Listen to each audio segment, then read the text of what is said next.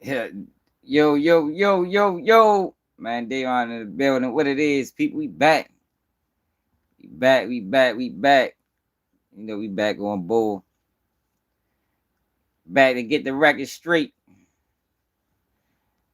Back to get the record straight. Ralo try to do damage control instead of taking accountability. Yo, what I learned in life, it's always easy to just take accountability, man. Like, it's easier. You know, you're going to waste a lot of time and energy trying to make excuses for the obvious. You know what I mean? That's what Ralo doing right now. Trying to make excuses for the obvious. Like, man, people know what you did, bro. Like, I told Ralo to pull up. I say, yo, pull up, come clear your name, man. Come clear your name. Come over here and let's have a conversation and let's talk about the facts. You know what I mean? Let's talk about what Brian Steele said in court. Let's talk about the arrest of Manu Jones. Because on a live we did yesterday, I showed y'all that Ralo, he trying to say Doonki Wild told. But I showed y'all that Doonki Wild not even on the case. He was never on the case. Like, how is you trying to say the man told and he's not even on the case? And he also went to prison. Different case numbers, everything. Yeah, ain't been no school last couple days, 2800, so we gonna rock out. Kids don't go back to school till tomorrow. But we ready to go back. We ready to get busy for real. And I ain't really had nothing to say about Charleston White. I just wanted to call his supporters slow. For people wonder why I put Charleston White name in the title, that's the only reason. Nothing more, nothing less. I just wanted to throw a shot at them, because it's crazy. Like, if I was to go through these comments on the 2 videos we released on Charleston White and read the Charleston White supporters, like, these people are fucking delusional. I think they might be slow. I mean,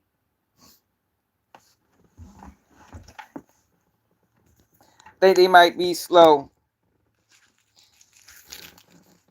That man is totally void of integrity, man. Totally void of integrity. Who said my mama told me to tell? Man, my mother couldn't even tell me to do no shit like that, man. Out here playing. And that's the thing about it, right? Like, if he wasn't still playing gangster, I probably would have a different take about it. Probably not, though. But it's a possibility. I mean, maybe. But since he online playing gangster, that's the same shit that got him in trouble back then.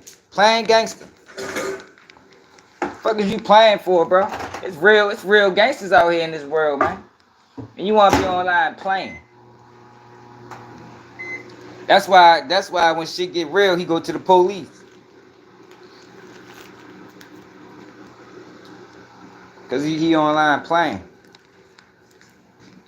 Yo, but everybody, see, the thing is, everybody not with the games. I mean, everybody got time to be playing with y'all. You want to keep sending all these threats and shit.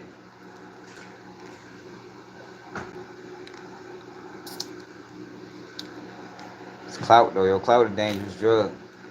And then we got Honeykomb Brazy. Let me make sure he probably deleted it again. I gotta send it to. That's too loud. I had to send it. I should have sent it to my email. Honeykomb Brazy going back at.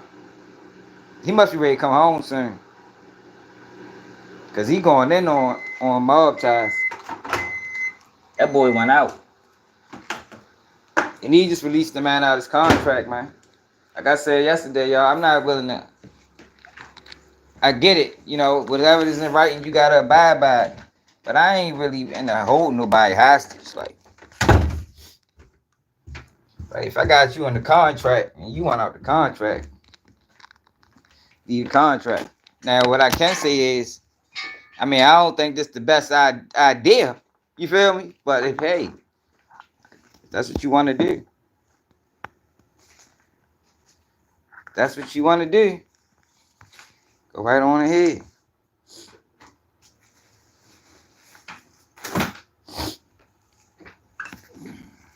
Man, it was cold down here today, man. But you don't.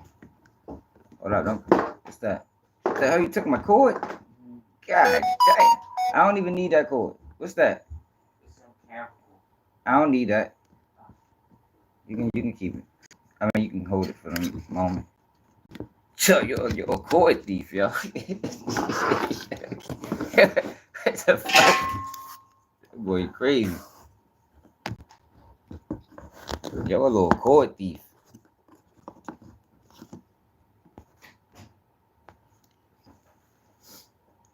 Yeah, but I just wanted to throw a shot at Charleston White supporters. See if I can lure some of them in here.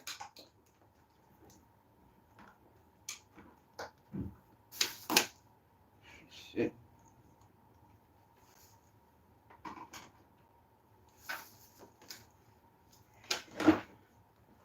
See if we can lure them in the building. Yeah, we got the daytime show. So let me show y'all what's been going on with Ralo. Remember yesterday, right? Let's go back to yesterday. So it can all make sense. Damn, my computer died? What the fuck?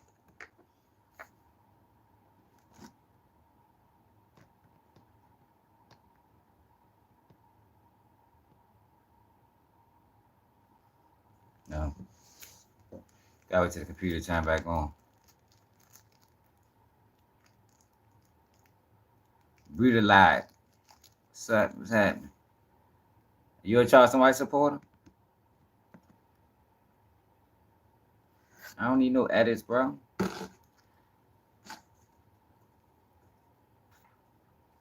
What you can do is subscribe to the channel. I mean, if you want to help, that'd be appreciated. So we gotta go to the video from last night. Cause Ralo did a whole campaign saying Doonki Wild told on him. Now last night I showed y'all that Doonki Wild is not on the case at all. Like I don't understand. I don't get how he keep trying to incorporate this man in this case.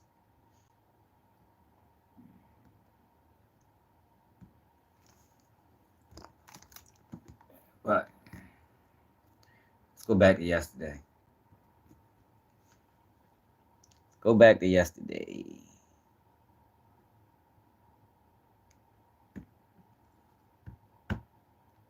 So y'all remember we watched this last night? Hit that like button, share the live, y'all. Right now we're finna ride up into this motherfucking federal courthouse. So let's go back to the end. Let's go to the end when he started talking about Doonki Wild. I think he'll go right here. Now I told Ralo to pull up. Call me on Instagram. Let's see if he pull up. So we can have a conversation. Like you can't run the academics to clear your name, bro. 1090 Jake can't clear your name, bro. Wet 100 can't clear your Vlad can't clear your name, my nigga. This is a new day and age. You feel me? It's a whole lot more credible people on this internet than the old guys, than the Vlads and the DJ Academics and the 1090 Jakes. You got to come to Keep It G News to clear your name. If you want his name cleared, he got to come to Keep It G News to do it. So now this whole video has been dedicated to me because I the only one been telling y'all that he told on Manu Jones. Excuse me. They has admitted that so we know find out who really told on Manu Jones. All right, here we go. We're gonna start right here. There was a couple. Yeah, they can't save him, bro. But it wasn't me. And in all documentations in reference to what John Doe and Jay have presented, it all says that Ralo never mentioned the plug, never would give up the plug, never would give up the source. So we know for a fact if the documentation saying that Ralo never spoke on these people's names, then that's what the fucking documentation say. You can't say that.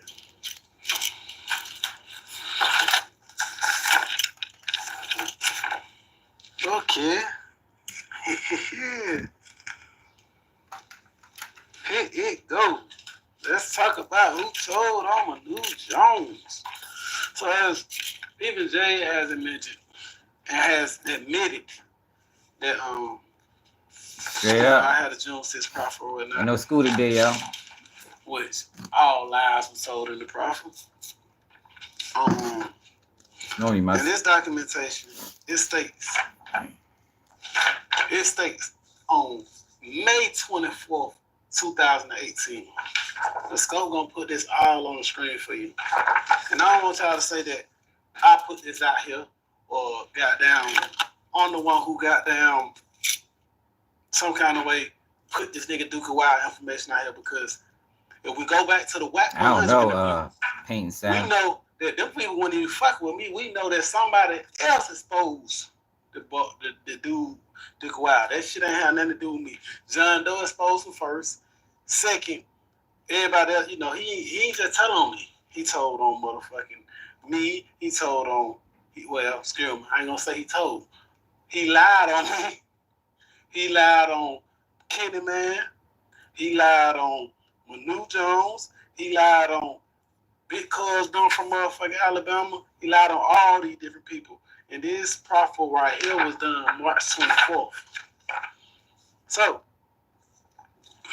and he can't say this shit ain't him, because one thing about it, I don't know why he won't accept it. We got his writing.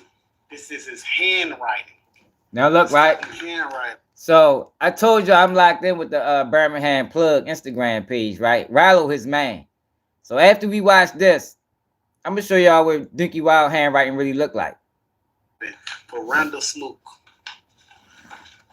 on 5/9/2018. So this a whole month before they even said Ralo did a proffer on June 6th. Right? So let's read. I think Kevin Hart did a proffer too. 3/6/1992. Interview on the condition of a proffer. That's the difference between him and I. Nigga, I lied. Nigga, you told for real. Prior to the interview to this day, prior to this interview to date, Smoot read and signed the proffer. Smoot admitted to going to the trip with Ralo, Terrell Davis. This flight was determined at the end of October 2017. Smoot flew with Davis on a private plane, blase. I just want to get to the part where him telling on, because he told on every fucking body. I'm going to let White 100 interview show you who all he told on. But I'm going to get to the nitty gritty of him bringing that dude, Manu Jones, up, because we need to know who told on the man. This nigga here went crazy. Hell no. Now, I don't know where Ralo was getting this paperwork from, but I don't think it's legitimate. The words is just, it's too ABC.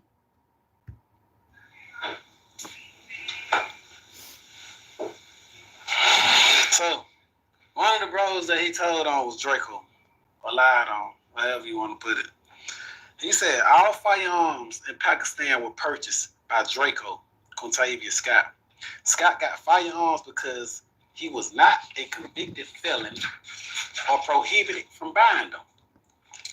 Scott did security for Terrell Davis and always held a firearm, including on road trips to concerts. Security personnel in Pakistan carried firearms as well. According to Smoot, security and Scott were directed by Davis to be armed. Telling. Smoot said that Davis is powerful and would not hesitate to kill someone. Smoot is afraid that Davis will put a hit out on him for talking to the police. Smoot does not want to take the witness stand against Davis because he feels his life will end. Smoot is also afraid Davis would do something to his family. Smoot first met Davis through Big Cuz in Birmingham at a rap show event. This show took place at Chubby's, where Big Cuz is a promoter. Davis was performing. This occurred about 2017 when it was still cold outside. Smoot said because it's older. Yeah, we done read so much paperwork and shit. This is not how it's written up. A truck is a rap promoter and distributes narcotics. Smoot believed that Big Cuz was getting heroin from Davis. Smoot said Big Cuz was coming from Pakistan and probably getting 100 grams of heroin. Mario Gata, a.k.a. Mario, who was Davis' cousin, provided Smoot with this information. Long live Mario. I love you to death, cuz. Smoot also knows that Edward. I don't even want to mention them boy. I can't believe he put these folks in them. Saying they came into Pakistan to purchase marijuana. That's crazy, right? Smoot had a falling out with Davis over rap music. According to Smoot, Davis does not want him to drop a mixtape of his own music, taking photos with other rappers. Smoot said that Davis did not like the fact he was a better rapper than him and that Davis did not treat him or other Americans well. Hey man, now we on another part of this paperwork party. And we want to know who the fuck told on Lil Jones. That's what we want to know, people. Are you ready? And we ain't gonna say Mario put this paperwork out. We're gonna go on to the motherfuckers that actually put this paperwork out. Can I get White 100? We got incoming mail. Now Snoop, you right? Whatever. Now that he didn't that was just he shouldn't even put this in the fucking video. So let's go back to what Ralo was saying again. Telling all type of stuff that ain't on everybody. So now y'all just got word from Doonki Wild himself, White 100, and many more people. So y'all can't say Ralo put that on home. He put that shit on his damn self, and they put that on home. I ain't even exposed home, right? So in that documentation, it said Smoot admitted to going on a trip to California. I told OC, hey man, we could do this shit for years, Ralo. You gonna take accountability for what the fuck you did. We ain't doing that. Terrell Davis, this flight was determined to be at the end of October 2017. Smoot flew with Davis and others on a private plane to Sacramento, California from Atlanta, Georgia. According to Smoot, he observed approximately 800,000 in U.S. currency on the private plane that belonged to Davis. Smoot said he thought the trip to Sacramento was to see a producer in the rap business. During the trip to Sacramento, Smoot accompanied Davis to Empire Records. Now we can go to the goddamn day of, right? From Sacramento, the group, including Smoot and Davis, went to a runner house approximately 1 hour away from Sacramento. While at the runner house, Smoot observed approximately 15 packages wrapped in Christmas wrapping paper. Smoot said that he could distantly smell the odor of marijuana. Smoot described the size of the packages. Right, flush static, flush static. 32-inch flat screen television. At this time, Smoot did not know the contents of these packages, but suspected marijuana due to the smell. Smoot informed the agents he believed he was intentionally being kept in the dark on certain aspects of the trip because he was new to America. Upon leaving the runner house, the group drove to the airport where the Christmas packages was loaded into a private plane.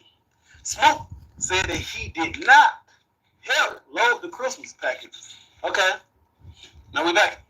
Let's say Smoot was not able to fly on a private plane back to Atlanta due to the large qualifications of quantities of packages that were placed on the passenger compartment of the plane. Smoot believed he flew back commercially with Louis, D.J. Smith, and Shownuff, and Twan Morrison. So he told on Louis. Now, so look at this handwriting right here, y'all. So this look at this handwriting, right? Let's zoom in on this handwriting. So this is what he's saying that Doonki Wild wrote, and I already show y'all Doonki Wild handwriting. Cameraman, he told on him. He put all these motherfuckers. He told on everybody. Flying back on a private plane from Sacramento to Atlanta. The crumpled packages was brought back to Pakistan. 1177 Lucille Ave, Atlanta, Georgia, in a Sprinter van. The packages were unloaded from the Sprinter van and placed in Davis' room inside of Pakistan. Smoot said that Davis' room was the room with the large metal screen type door on the interior. From there, Smoot observed packages being obtained, showing that marijuana was inside the wrapped packages. Smoot knows the packages brought into Pakistan were the same loaded onto the private plane in Sacramento. Right? Now we're finna get to it. Approximately 15 pounds of marijuana were given to Alexis Williamson. So he's telling all Alexis to the transport to Birmingham, Alabama. Upon the marijuana arriving, like I told y'all, yo, some of his day one homeboys. So that's why I'm able to stand firm on what I'm standing. Some of his day one homeboys reached out to me, man. Like, yo, that's how I'm able to stand like this. And then, yo, they know. Niggas know he just trying to fool the internet. And I ain't letting them do it. Not fooling the internet, bro. Smoot would get approximately 3 to 5 pounds of marijuana to sell. Po nigga. Smoot did not know who Williamson distributed the remainder of the marijuana to. Smoot later remembered a second private plane flight that took place with Davis from Sacramento. Now here what we get to. Yeah, most of them cut them off. This is where we get what nigga told on Manu or lied on. So look at the handwriting. This flight took place in the beginning of October 2017. The first flight Smoot went on was for Davis to meet his plug, drug supplier. Smoot first said that supplier was in Sacramento, but then stated he was in the mountains. Smoot knew the supplier was Manu. What did it say? Smoot knew the supplier as Manu. Smoot knew Manu was the supplier because a grower who worked for Manu told Smoot. The grower told Smoot he worked for Manu and had marijuana farms in Oregon where he was from. Well, now we know who told on Manu Jones a month before I went and gave my motherfucking lies. So we know the truth behind all this documentation. Now look at this. Let me show y'all something. So Doonki Wild responded to this. Take y'all to what he had to say. Like, it was diabolical to just keep trying to put that shit on his man. And I don't think it belonged there.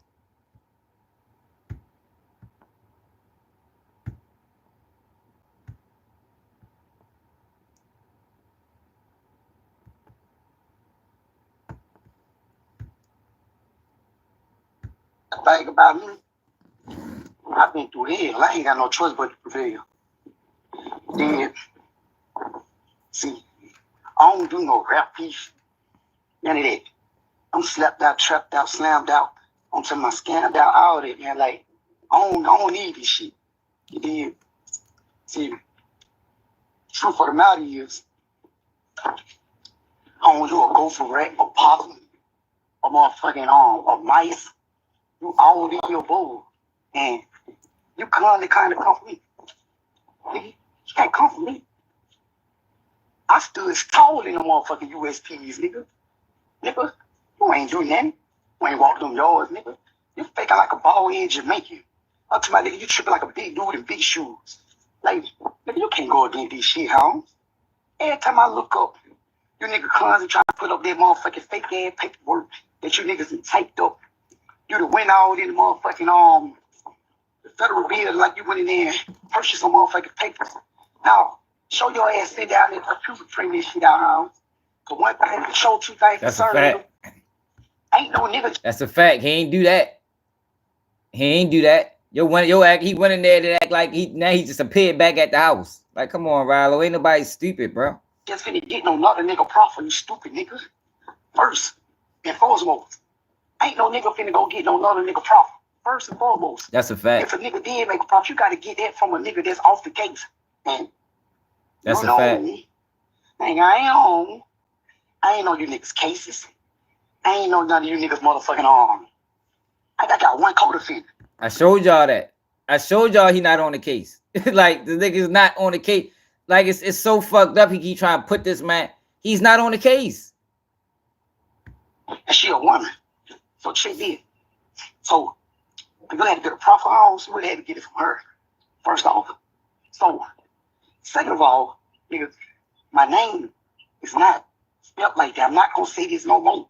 And I ain't got no motherfucking reason to be explaining myself. I'm just going up like this because I know the blog's gonna snatch it. You know what I'm saying? My shit gonna go back up. I'm gonna get paid for more interviews. My screen's gonna go back up. All that. The stupid nigga. You can't stop this shit. Tell me who gonna stop this show. Nobody. I'ma let the fofo blow on everybody. Niggas tried to go against the wild, but they couldn't hide me. Just taller than you. Yeah, nigga. Big trap. Yeah, nigga. Big trap. Oh, y'all nigga, big trap. Oh, nigga. Y'all nigga, big trap. Oh, nigga. Yeah, I still taller than bitch, blowing niggas' ass up. Where was you, nigga? What was you, nigga? You somewhere hand out in the motherfucking dropout yard somewhere. You know what I'm saying? Somewhere at Cumberland, they ran you. DC niggas ran your ass up at Cumberland. You know what I'm saying? You went down to Chelsea. You know what I'm saying? You got fucked up with the nigga Dickie Moe in the cell. You told on Dickie Moe in the cell. Damn. Dickie Moe motherfucker from Miami. You told on Dickie Moe in the cell because Dickie Moe ended up coming down there to cold me with me and lacing me up on everything. Now, it's my Kenny, man. I told him Kenny, man. Man, tell him. Man, my mama will beat my ass if I tell me. You know what I'm saying? Straight up. Man, you niggas sneaky ass niggas, man. You niggas a sucker dick, man. Real talk. You niggas can't get mad. You can't get mad at me, house. Man, because you can't fuck them bitch. Like you fucked everybody else, bitch, in Pakistan. Nigga, all that. You niggas were broke in that bitch. I'm paying you niggas light bills. You know what I'm saying? How the fuck this nigga, $1 million nigga, got Lambos and Corvettes and shit sitting all outside in the motherfucking drive-thru. But this nigga, his home is in that bitch wearing my clothes and my girl's shoes and shit. Factuals. Damn. Factuals. Hey, man, Hey, man, check this out, man. I'm going to keep this shit played. And I'm going to keep this shit straight. Check this out, man. That nigga can't got shit on me. He can't rap better than me. He can't piss longer than me. He can't fuck better than me. It be like that, OC. You know what I'm saying? Yeah. Niggas that got a little bit more money than me. You hear what I'm saying? But I'm running that shit up. You know what I'm saying? Nigga constantly trying to come up out that motherfucking rabbit hole that he in. Nigga, you can't come up out that motherfucking rabbit hole. Told, nigga. Yeah, nigga, and that is what it is. Nigga, your rap career over with. Nigga, you need to start blogging, nigga, because you was a debater and all. You know what I'm saying? You was a good capper and all. Yeah. Can't stop this shit, nigga. I think I said that shit too. Then I said nigga need to stop blogging. I said the same thing. Like you right, this rap shit over, bro. It's over. Oh, nigga, you want to call? See, because Ralo not like Gunna. Ralo only had the streets. He didn't have nobody outside of the streets. And the streets ain't fucking with you. Fuck the internet. The streets ain't fucking with you, bro. They know what you did. Every time I do something, you want to call my people's phone. Why Duka Wild trying to go up off me? Nigga, why the fuck you keep trying to go up off me, nigga? Nigga, we ain't got nothing. Don't you supposed to be fasting right now? Don't you supposed to be fasting right now, nigga? You dropping all that haram stuff, nigga? Nigga, it's haram. Nigga, don't you supposed to be fasting right now, nigga? What you worry about another nigga for? You need to be worried about a loss of total to all the nigga in your fast, nigga. Fuck you, nigga. They both Muslim? Talk about me, nigga. You breaking your fast, nigga. Think about me. You breaking your fast, nigga. Every time I look up, nigga, you thinking about me. I'm on that nigga, man. I'm on that nigga, man, like a motherfucker. I'm gonna tell y'all the story, man. I cut throw this nigga in. He white guy. Nah, that's what I gotta pick it up from here now. But I see this, man. I see this. This was been out. These dates ain't adding up at all, bro. The names ain't adding up. I can't hardly see that shit. We see what y'all putting out. Don't can't put out none of this shit. Y'all just looking real funny over there. Real funny. Oh, that my wine. I'm sipping in that ice. They in that glass in the background. Look, man. Dates ain't adding up, man. You feel it? I don't know what y'all boy doing over there, but this is not Doonki Wild handwriting, bro. You hear me? I got plenty of letters from him, bro. Them eyes. Look at this. Look at Doonki. Hold up. You can't see it on there. Look at Doonki Wild handwriting. It's not your hand like yo. Like I don't know. Like them niggas on. Like how you just gonna put out fake work on this man, yo? Look at the handwriting. It's just not the same. It's not the same. This is the shit Ralo showed. This is Doonki Wild real handwriting. It ain't the same.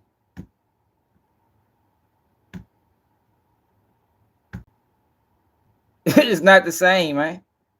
Come on, bro. Like, why you doing like this snitch? That snitch activity right there. Like you going above and beyond to prove this man a rat, and it's not the same word. This Doonki Wild handwriting. This is what Ralo posted. Totally different.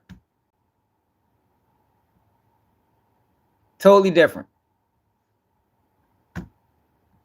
Totally different. Nigga out of order, man.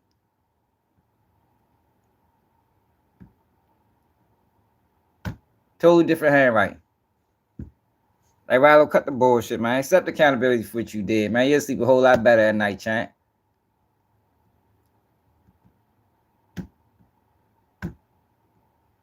So Durk album dropping March 28th, y'all.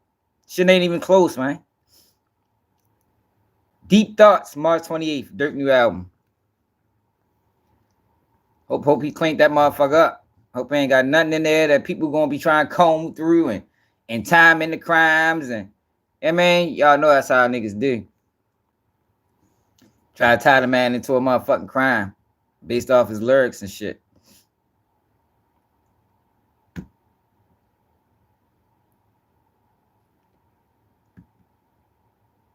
Y'all be tripping off this guy, yo. This shit right here funny as shit. I don't make no money off rap. I extort people. Cause I kidnap niggas, I rob niggas, I kill niggas, I got a lot of shit. I keep it all real. I robbed a couple niggas. I took some bricks from some people. Recently, right? Well, I was selling somebody some crack. And I was serving somebody some crack. I extort motherfuckers too. And I watched him grow up. When he first got in the streets, he came to me. He sold drugs for me. That's why I like about skinny. That's why I like about Hey, was chasing the shit out some clout, but I ain't gonna lie, every time I see these things, I watch it. Cause this, I can't believe for him to be that age, boy, he wanted it bad. He wanted the world to know. me music, man. Oh, right. It's just raw. And it's like reality rap. Mafia. Skinny me go through a situation, and guess what? It's gonna be in a song. He's gonna make a song about it the same day. So I know that's why I feel it so much. I know it. When he said I killed the nigga and I did that, I seen him do it. God damn. Yo said I seen him do it. Yo, you're crazy. What the fuck was wrong with AR, man?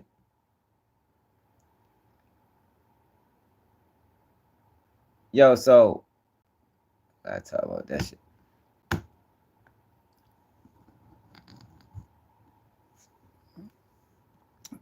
So Honeykomb Brazy, man, he back at it, man. That man put up these posts and take them down quicker than you can fucking blank. So he say, you know, he's still going in on mob ties. Y'all really took all my energy for this rap shit with the way y'all moving. I thought you guys understood the struggle. Well, not the son, cause you was born straight, but the old man supposed to be one of the realest people to ever walk this earth. But y'all trying to hold a nigga down with some 70-30 type shit when y'all ain't put no work in with me. Everything I got, I work for. People ain't never bought me a piece of jewelry, a car or shit. I never got no big feature or video to turn my career up. This shit was all Brazy. Y'all just setting the cut like a band-aid while I risk my life every day and night doing this shit, taking losses and going back and forth to jail. And as soon as I get out and get it together for the first time in my life, y'all send them bitch ass security at. I told you, I told y'all that's what I think they set him up, man. I really think they set him up. Like, I really do. And I think that's why he's doing this. He went out. It's like, even if they didn't set him up, him thinking that, it's like, I can't work for y'all, man. I can't work for y'all, man. He said, then y'all send them BA security and get me back locked up. Now I'm missing money doing time again. And y'all kick back on the island, popping bottles, living y'all best life. Y'all got millions on top of millions already. I'm trying to get where y'all at. I ain't trying to pick no cotton. Slavery days been over with. I let it run.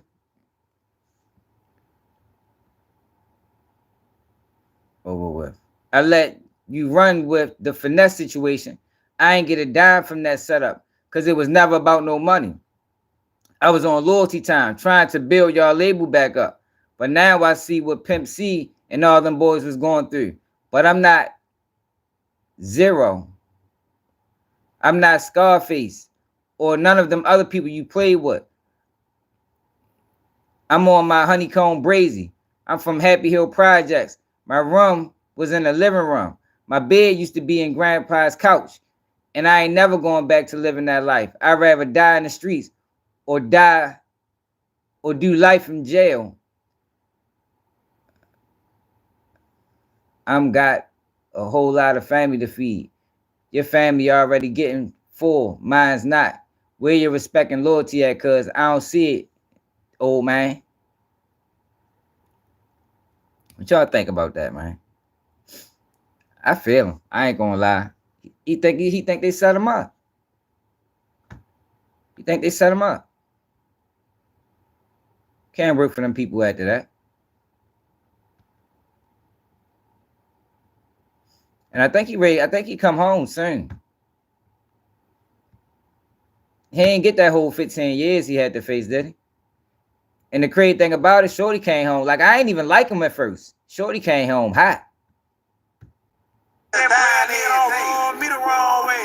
You know we came a long way for session 8. Projects every day, try to get it every way. Side need to change my way. Watch it first 48. I just pray a nigga don't roll me the wrong way.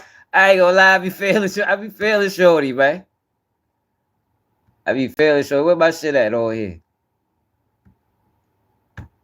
Hey yo, Shorty, hard. I already bumped that real quick. I know they gonna copyright me. But that, yo, he killed that motherfucker right there.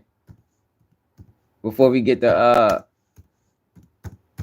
oh, I ain't really had nothing to say about Charleston White. I just trying to lure some of his supporters in here. Just in case they had something to say.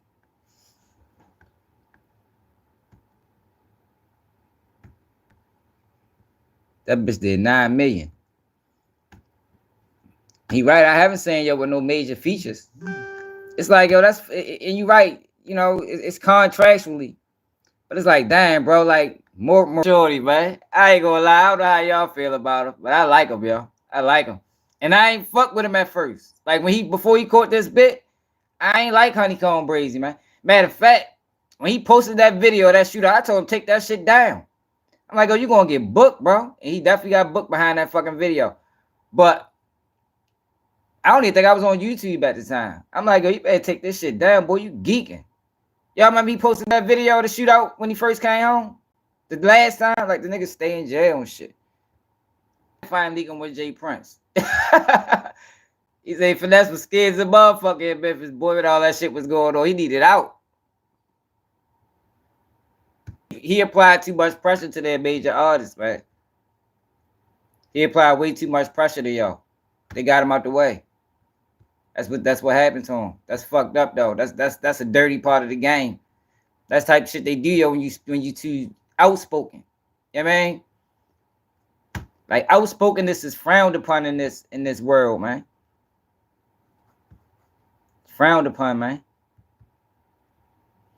Yeah, like where the fuck that shooting video at? He was geeking. I'm like, yo, what the fuck is you doing, bro? You tripping. Like, why the fuck would you post that shit to your fucking head? Go right here.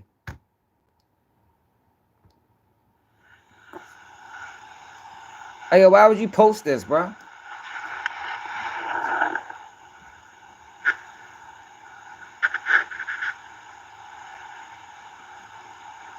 Now, he didn't shoot. But, nigga, you ain't supposed to be around no shit like that just coming home.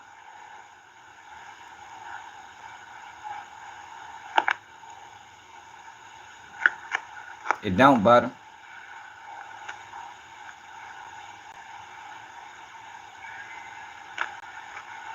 I ain't gonna lie, Black Boss. Yeah, this.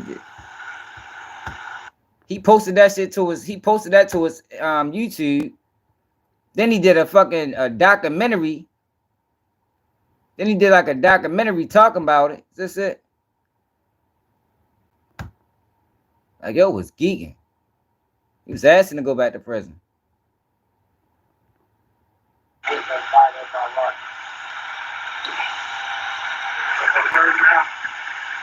No, this ain't that. If you trying to kill that boy, he need to get the fuck out of Alabama.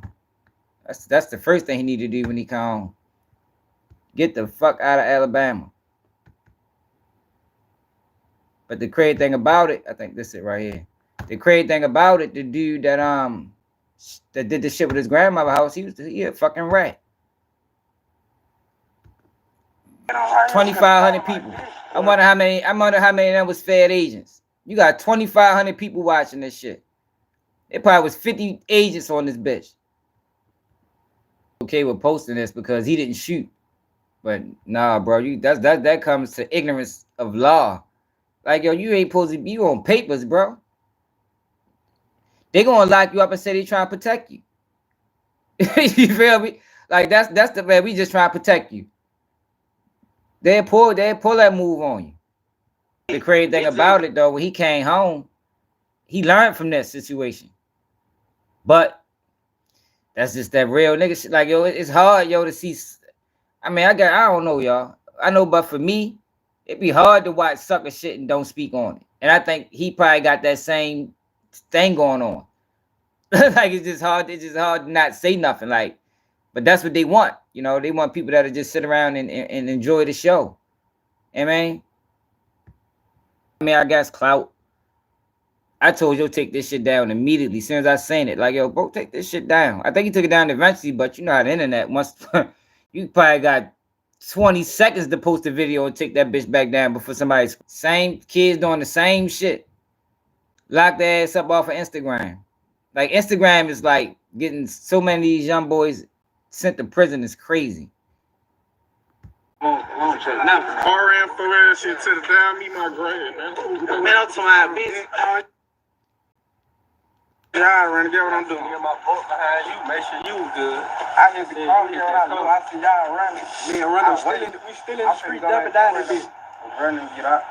Rondo be in now. That bitch, I open back up. Hey, my little brother, I was closed now. He got canceled, but boy, that nigga, I opened up when they got the shoe. I ain't know that big open. He said that big open, boy. That boy, that big open.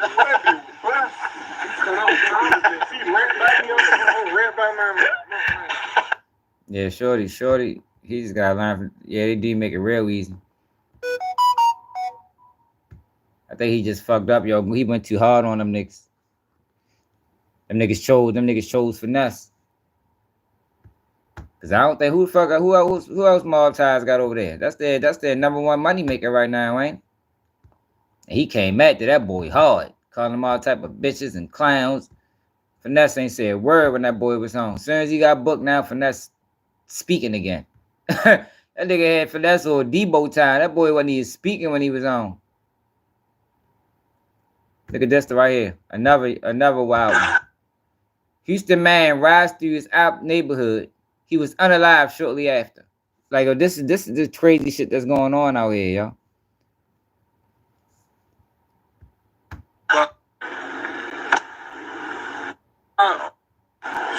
These niggas put up. Everybody got uncomfortable.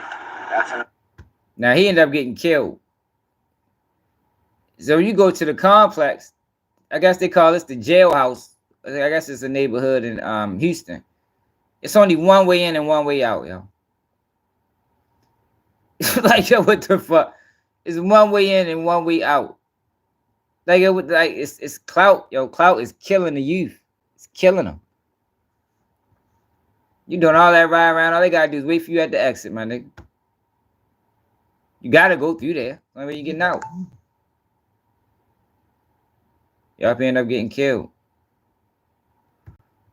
And this girl was exposing Young May. I'm gonna pause it because she looked terrible on here. Like, I don't know what Young May going through, but she must got liver disease or something, kidney disease. But she looked bad, man. Oh, she get herself together, man. Fuck, probably drinking that fucking lane. That lane ain't no joke. Should have fucked you up. So she talking about exposing her. I think this some bullshit for real. I ain't gonna play it because it look bad.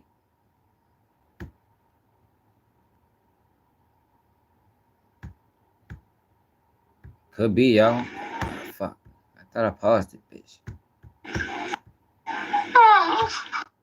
Stuff and then two pictures that you always post on there.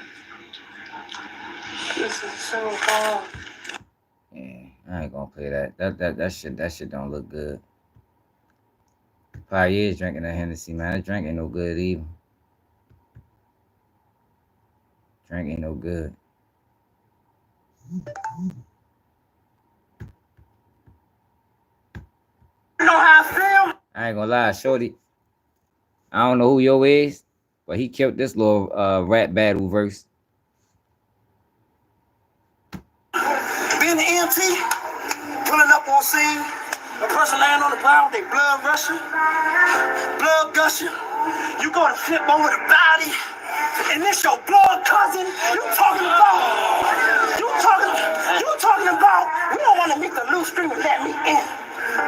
Nigga, I had to do CPR on a friend. Going back and forth with the Reaper screaming, let me win.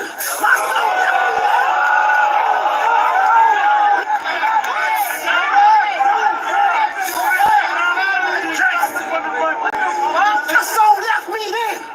I got PTSD from hearing them vitals go flat on that EKG. I was sad and dumb. I hate that beeping sound so much. I always stop the microwave at... Hey, yo, Shorty said always stop the microwave at what? He didn't want to hear the beat. I ain't gonna lie, that was hard. I like battle rap. I don't watch it like that, but if I catch it, I watch it. Yo said always stop the microwave at 1. You don't even want to hear that bitch beat. This shit funny too. Y'all saying this? What's up, Hot Mark? I've been waiting on this day to tell you how much I hate this fucking house. The waters, you order all of the shit. I hate it. I hate this house. I hate that you order shit. You are the fucking laziest fucking house in this whole goddamn neighborhood. You're inconsiderate. You're full of shit. I fucking hate everything about y'all. I hate it. All you have to do is fucking order the store from Walmart pickup or Central pickup or whatever. You go put the shit in your own truck. You go do it your fucking self. You are the laziest sons of bitches ever. And then people bring this shit. We break our backs, we break our necks, we break our nails, we break everything to bring you this shit. And you're ungrateful as fuck. I hope you know that. Damn. She hate that job. She better quit. The fuck? That shit ain't good. She gonna flip it out on somebody again.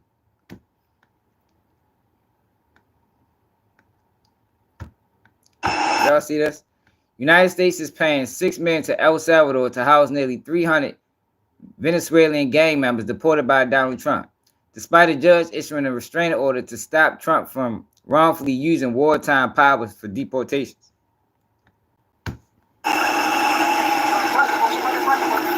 My thing is, why they gotta do them like this? Like I don't like.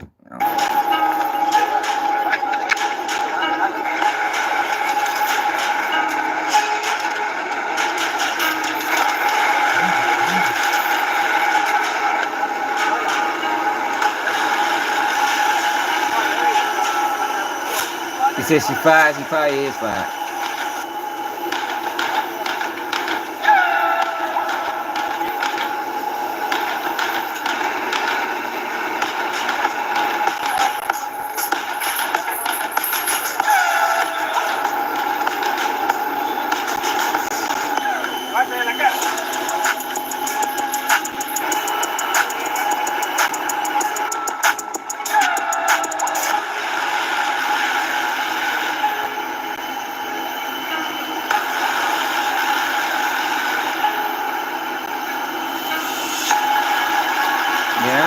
I don't know why they gotta be so aggressive.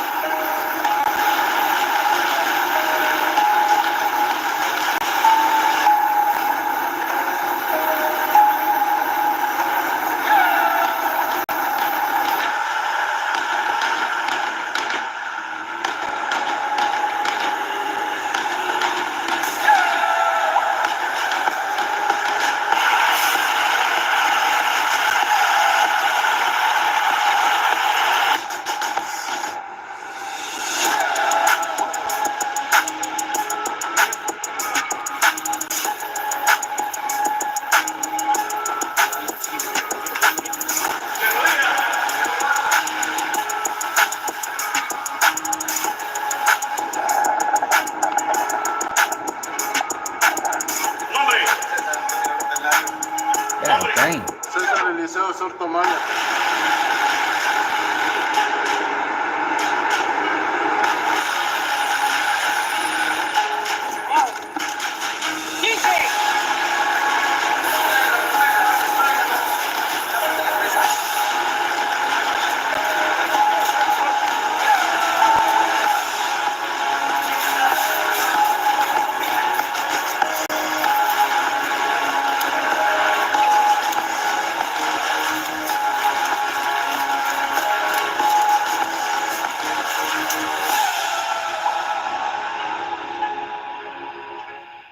Dang. I ain't gonna lie, that's rough. That's rough right there. Damn.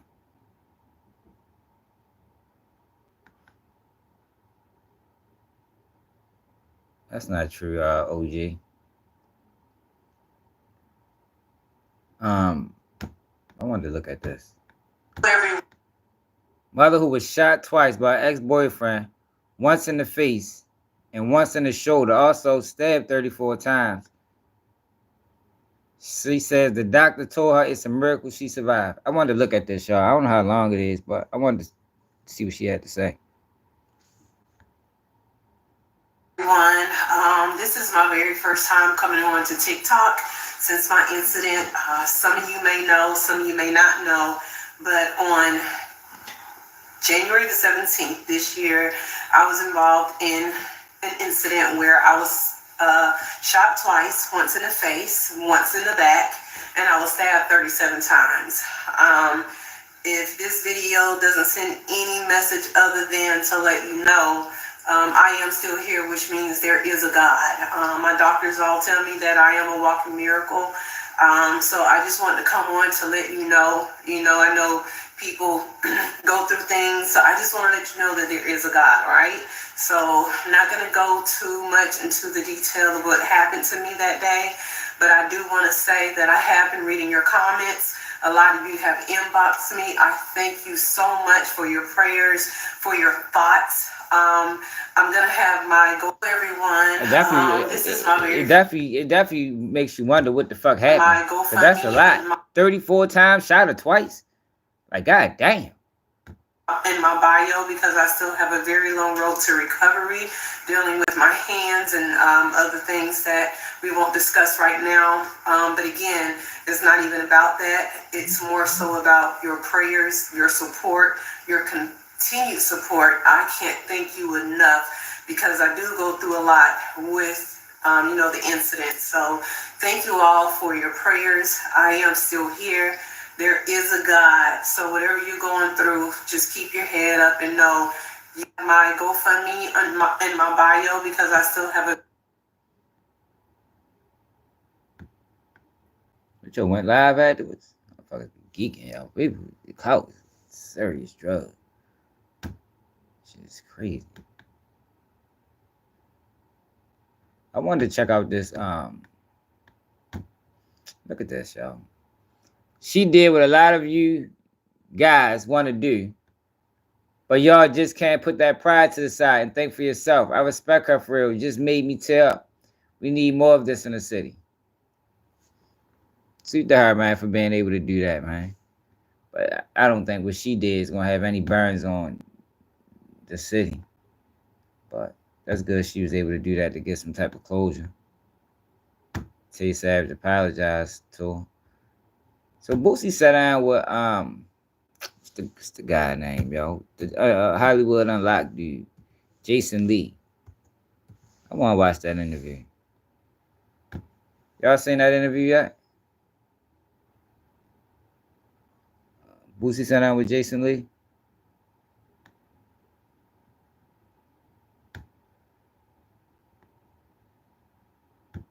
He said post got released yesterday.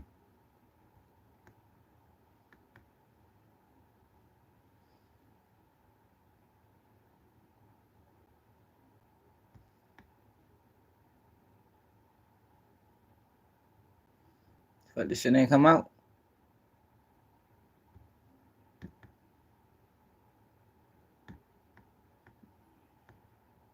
That shit must ain't come out.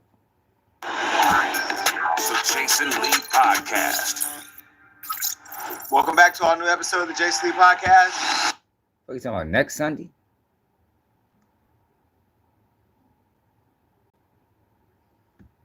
What's you talking about next Sunday?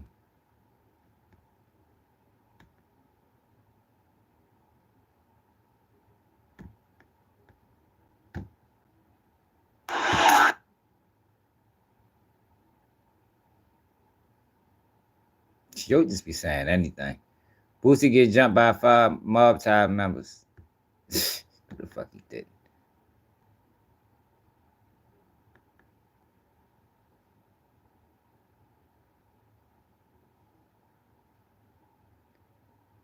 Fuck is the video at?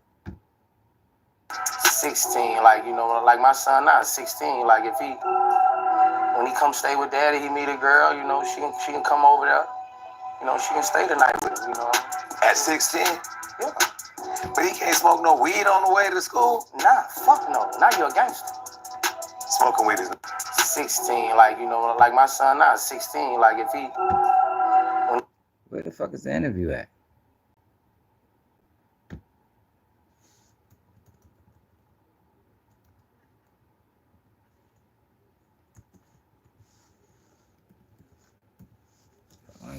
Only thing probably pop up is Vlad.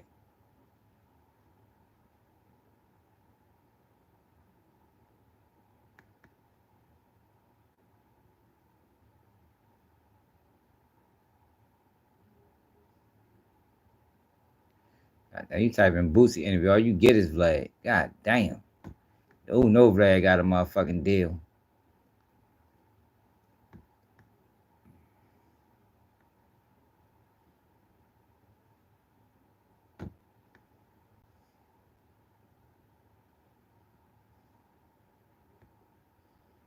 What the fuck you said that shit was on? Does this network got a YouTube page?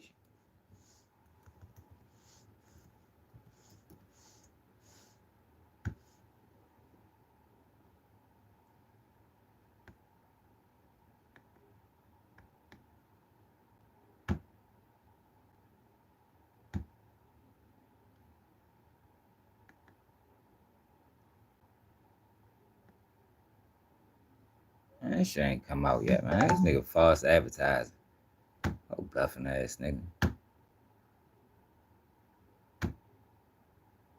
Fuck you false advertising for, nigga. Shit said that shit came out next Thursday, nigga.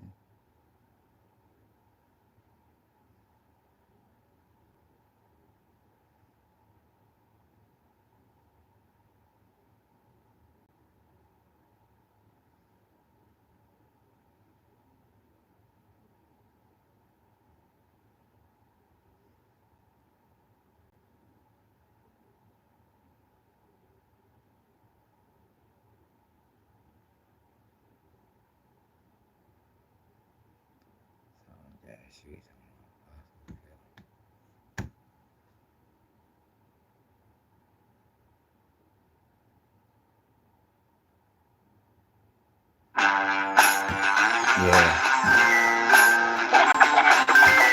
Boosie let me down with the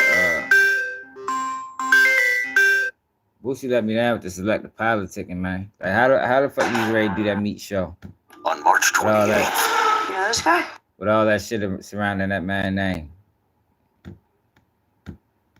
You lost me with that, brother. And all his homeboys broke. Corey Walker, one of the 4 men responsible for killing Pop Smoke. He was 19 at the time. I believe he's 24 now. He just accepted a 29-year plea deal. I thought it was like 4 or 5 of them. I thought they was out of jail. Some of them were out. So they told on them to get out? I don't know if they told on him, but like, for example, like, remember there was the one who did the No Jumper interview? Yeah. He was like, I think 16 or 17. So they managed to slip in under juvenile laws. Okay. Which allowed them to get out a couple of years later. Okay. But this guy was already an adult. Okay. When it happened, so he couldn't get out in a couple of years. Okay. So he took a 29-year plea deal. And, you know, and then, listen, I don't know the details for you to talk about it, but I'm assuming that the kid who got out early may have been just like the getaway driver or something. He probably wasn't the shooter. This guy sounds like he was like probably the shooter. Okay. And he was probably the oldest one in the group because he was 19 at the time. I know 19 is still a teenager, but legally you're an adult. Yeah. 29-year plea deal seems kind of crazy though. But I guess if you did it. But they had to do on that. What state he in? California. California. Right here. It's aggravated. He probably, that's 85% probably aggravated. You're not getting 50% for that? I don't know California law. It gets, there's a lot going on. Like I'm looking through it. There's a lot of There's a lot of situations. I mean, he probably won't do 50%. He'll probably do about 85% or something like that. But that's still like 25 years. 25 years. I told y'all, I'm not copping out to anything. I don't give a fuck what the charge. I mean, I can't say that. I just can't see me copping out to no 29 years. You got to convict me of that. I see much better being convicted of that. You feel me? That motherfucking just accepted that shit. Like, I'm sorry, man. Gotta convict me of those type of years.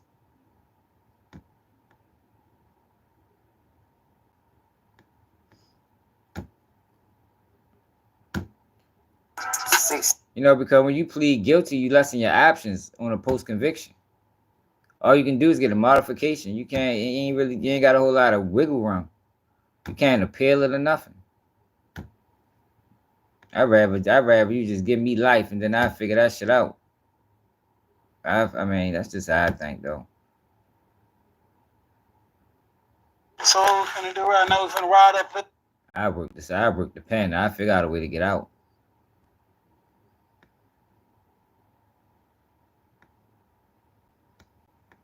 Not do no flaw shit like these other motherfuckers be doing.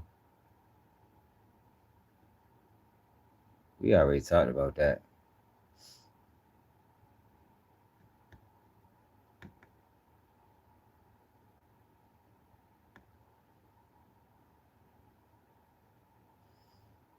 Cowboy, Nipsey also homie, catch loose cannon lacking. Let's see what this is about. I ain't watching no Compton Rick Rock. Let's see if my man Getty got it. Must be motherfucking Compton Rick Rock.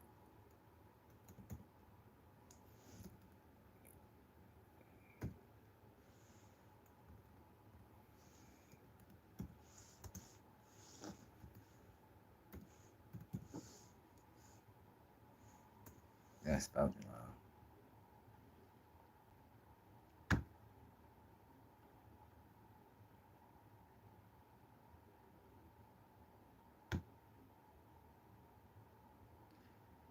Yeah, that's how. See, that's the thing, OG. That's how I was taught to come home. This shit that these other motherfuckers is doing, like this shit different.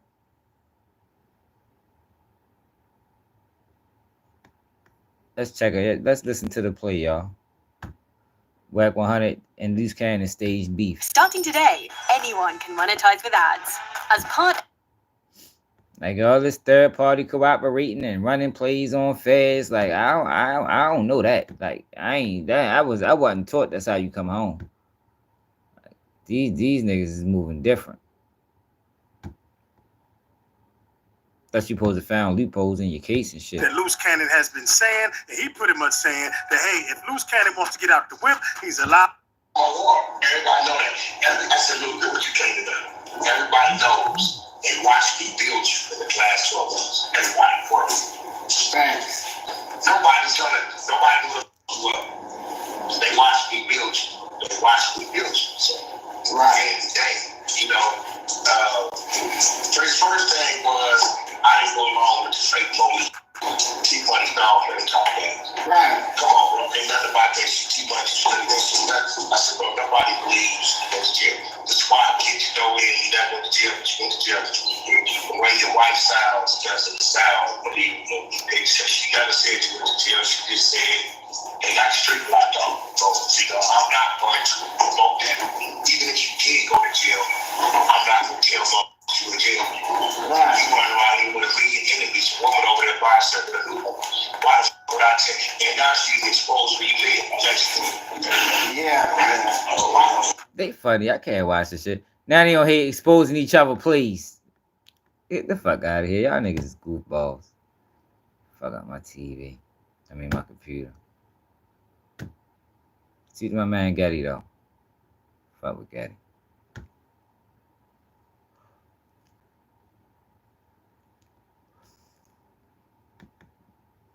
I'm ready to go sit in the car, yo. It's fucking cold down this bitch. Busby quit second Diddy lawsuit. Oh my god. Let's check her out. She funny as a bitch. We can get some entertainment. My first oyster. That's good. Yeah, this girl was gun-ho Tony Busby. Diddy guilty. Why this could help victims win. It's bigger than you think.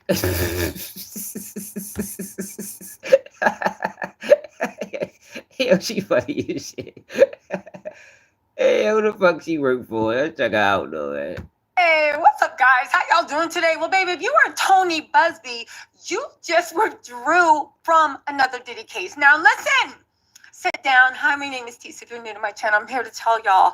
I told you on this. You told him. We're back. So, listen. What's going on with Jay-Z and Tony Busby are two billionaires duking it out. And let me tell y'all, at the end of the day, Tony Busby gonna be rich. He's busy touring his ranch and his church. And if you think that's homey, baby, that's how the South flexes money. You got a whole wildlife kingdom and a church. Good for you. You earned it. I'm not trying to hear that shit. Over or not. Same way your mama can tell you that friends can't arrive correctly. It is akin from general mission. The judge was like, no, because you know better.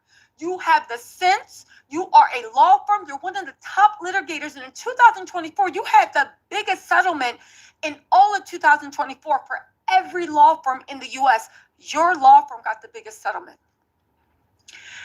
We know you know better than this, Tony Busby. So what happened? The Southern District of New York said, no, you cannot get a blanket pass. You cannot get admitted into. Now, a lot of people got mad.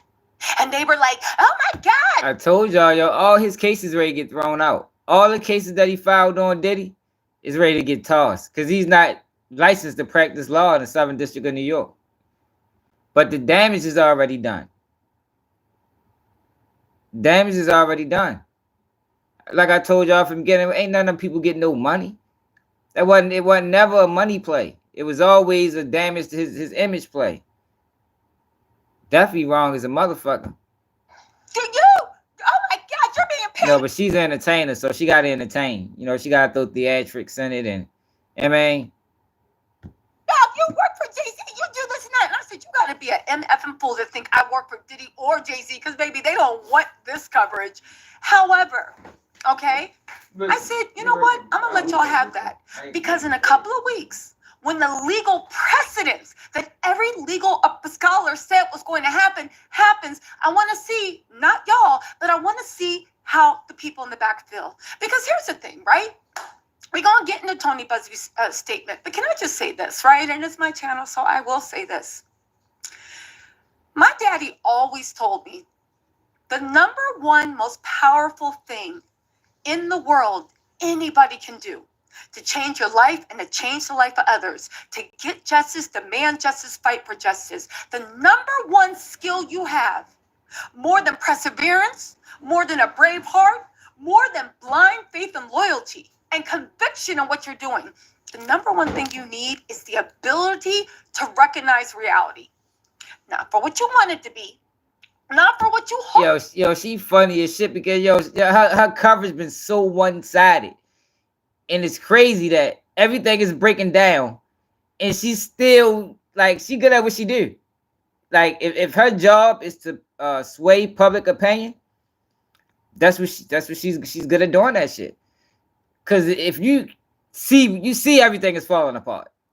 Diddy case is falling apart, the lawsuits are falling apart, but you let her tell it ain't. You feel me? Everything is going as played. Like, oh, this girl is fucking funny as hell. I don't know who she worked for, but she's hilarious. Hope it to be. Not for what it could be, not for what you think it should be, and not for what you feel. I'm not talking to Yo, y'all. it's fucking cold as shit in here, man. I'm ready to go Okay? outside. Because the Diddy trial is coming up, and I think it's really important that we talk about it. And the people that take it some type of way, well, we know why they take it. Listen, you need to recognize what reality is. And what's that, That Joe? does not mean Let us that know. you cannot make it better. That does not mean you can't move better. That's not, no.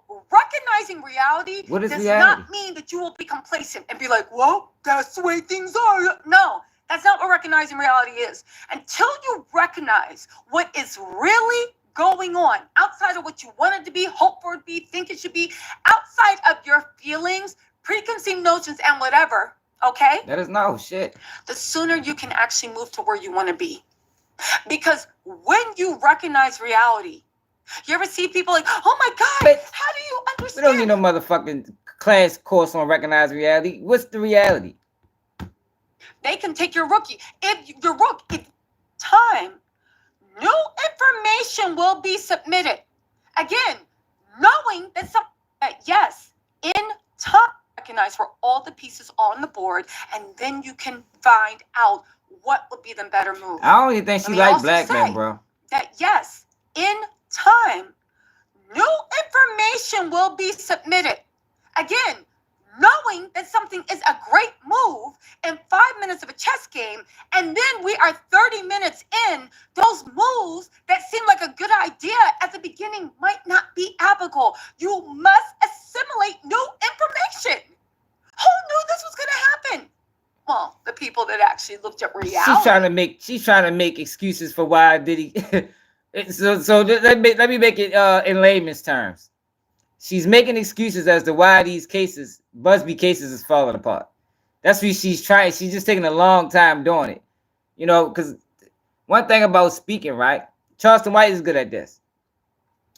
You talk and talk and talk and talk and talk, and eventually people forget what you said.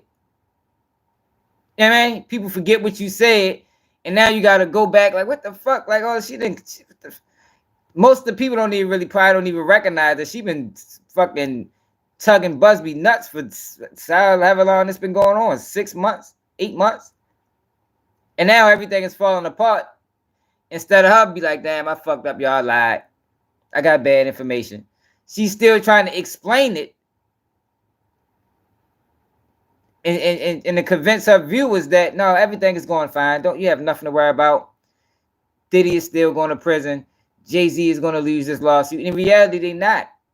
Because he's a fucking shithead. OC, perfect. If you can't convince them, confuse them. Straight up. And that's what the fuck she is doing.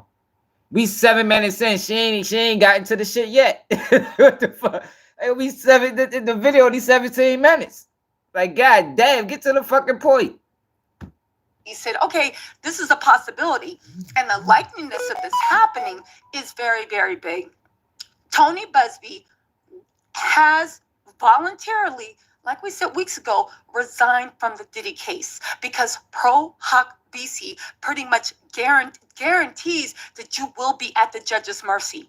And when somebody is representing you, that's a judge's mercy for a statute of limitations that is already expired. I think that's some people, but I think she's a she one of the ones we talk about. You can tell by her whole setup. Her whole setup screams, So if this case gets dismissed because your counsel cannot represent you, your case gets dismissed because you cannot refile. And that's why Diddy's team waited until the day after the statute of limitations for the Gender Motivated Violence Act, waited until it expired, and then they put this in. Because they recognize reality and they know what they were trying to do to clear the field. Now, Tony Busby has done the right thing.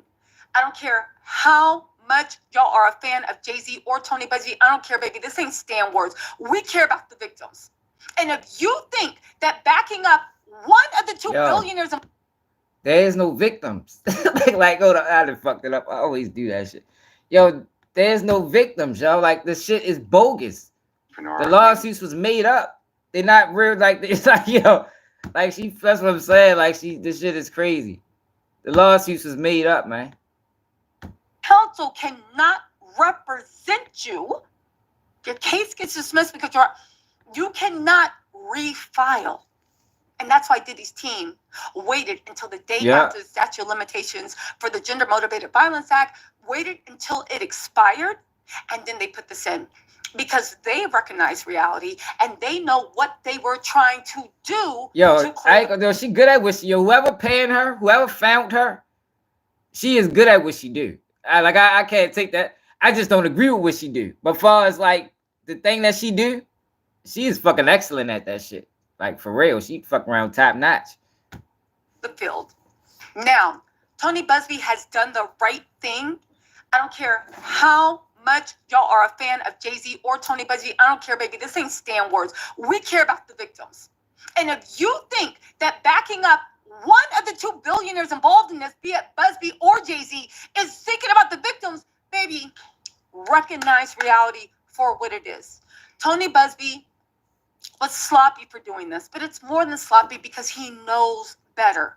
Why did he do this? I don't know. Did he do the right thing by withdrawing? Absolutely. He had no choice. Not at all. And that's so why you go? You see what I'm saying? She said, did he do the right thing by withdrawing? He didn't have a choice. So it wasn't about right or wrong. But then she come back with, well, did he have a choice? No, he didn't. So that cancels the right or wrong argument. You understand what I'm saying? There's no right or wrong when you don't have a choice. He had no choice. He's not fucking licensed to fucking practice law there.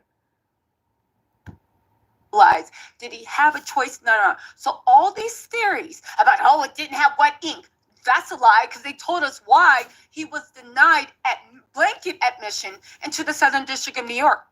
It wasn't about wet ink. He turned in a wet ink application. They denied him, and they said it in the letter, because when it's about wet ink, they will say we did not have an original signature. Instead, what did they say?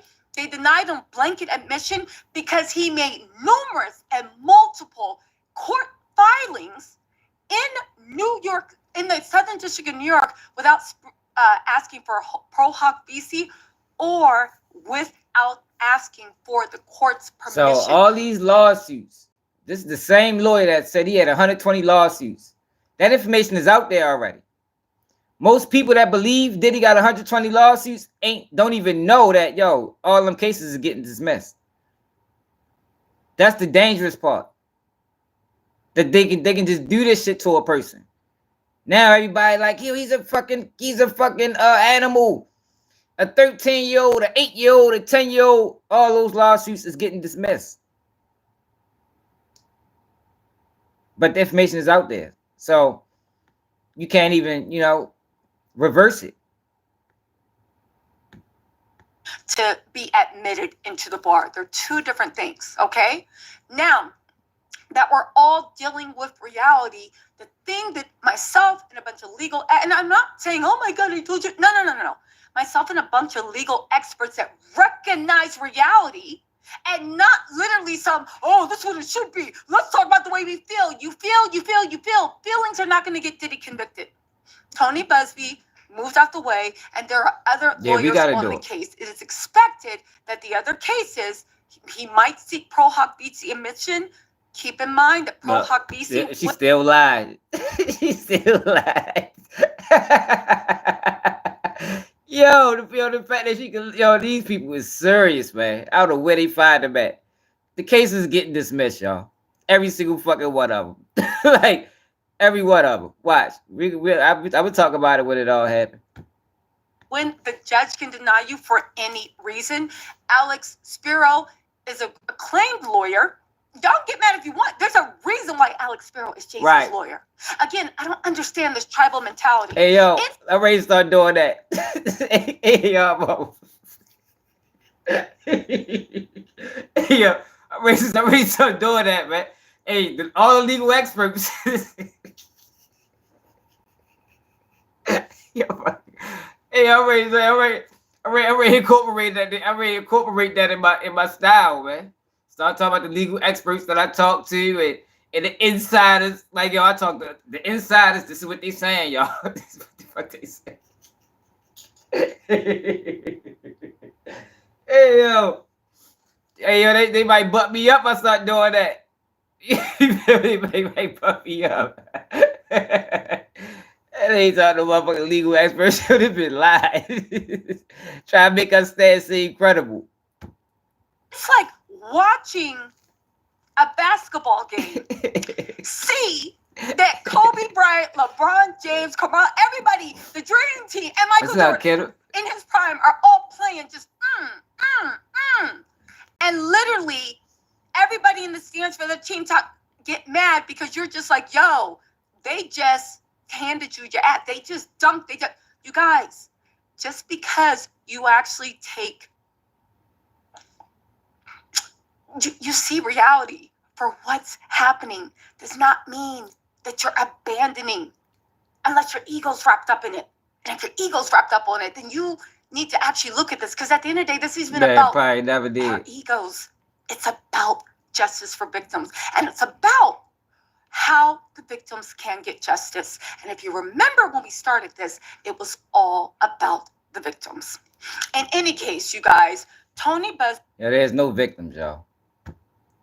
Has voluntarily, he made a notice of motion to withdraw his God damn. Yo, we is 11 minutes in and she just getting to what these, like, Jesus Christ. That was a hell of an explanation. Shit. He has left it for other lawyers, and the victims can move forward with their fight for justice. Legal scholars are saying that a lot of these cases he will do the fucking legal scholars. Who the fuck is this? Hey, you guys don't put some names behind these scholars, man. Like, fuck that. What legal scholar said this? For real, I want to fact check them. Shit. Same thing. That's not to say that he doesn't have other cases going on. That's not to say that Diddy won't get justice. That is to say that in the state of New York, Southern District of New York, Tony Busby isn't the one. Moreover, Tony Busby said, the Texas Lawyer publication for lawyers that named me in the recent past Attorney of the Year reports today that I am under siege from multiple lawsuits from both Jay-Z's folks and former clients. Pause right there. Some of y'all were saying that's not how people in the South talk. But my Tony Busby accent, first of all, my Tony Busby accent is impeccable. And second of all, see what you say? The fuck OC said a while back. When you can't convince, you confuse them. And that's what the fuck she is doing. Like, you just stop the reading to talk about your goddamn what the fuck is it? Her fucking accent. Against certain celebrities for alleged sexual abuse, that an army of unscrupulous New York investigators legally solicited a large number of my former clients and offered them money to file frivolous cases against me and my firm. Yes, that's certainly true. The transcripts don't lie. Are they trying to discredit me? They certainly are trying. Did a few former clients take the bait and file a few cases? Unfortunately so. And one of those cases has already been tossed, and I expect the other two will be tossed as well.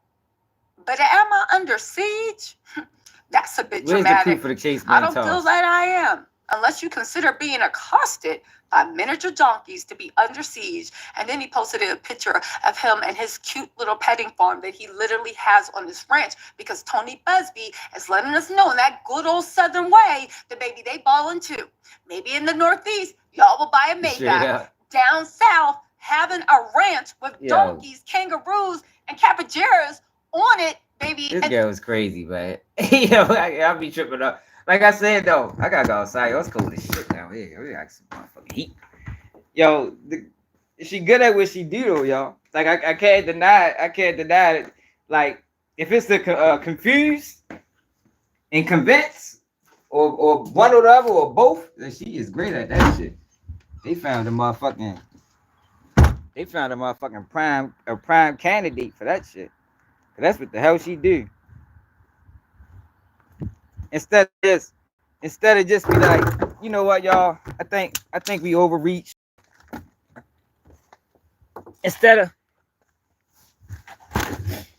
Instead of just saying, y'all, you know, I think we overreached. You know what I mean? I thought Busby was credible.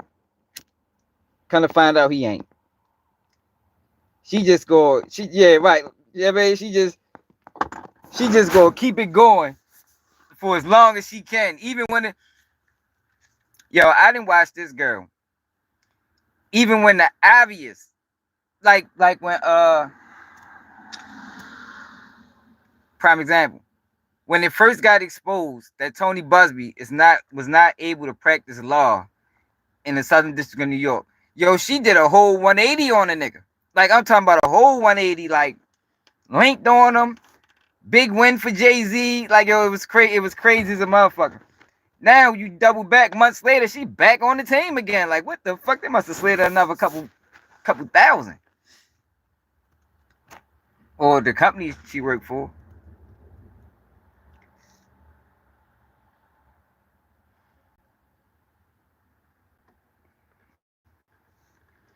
Man, shit, I ain't doing nothing, man. I think I'm ready to ride to the store. It be cold down that basement, y'all. I can't get the fucking thermostat. What the fuck that shit called? The Nest that work right. Like, it be cold as a bitch. One day it's cold, next day it's hot. One day it's cold. Like, god damn.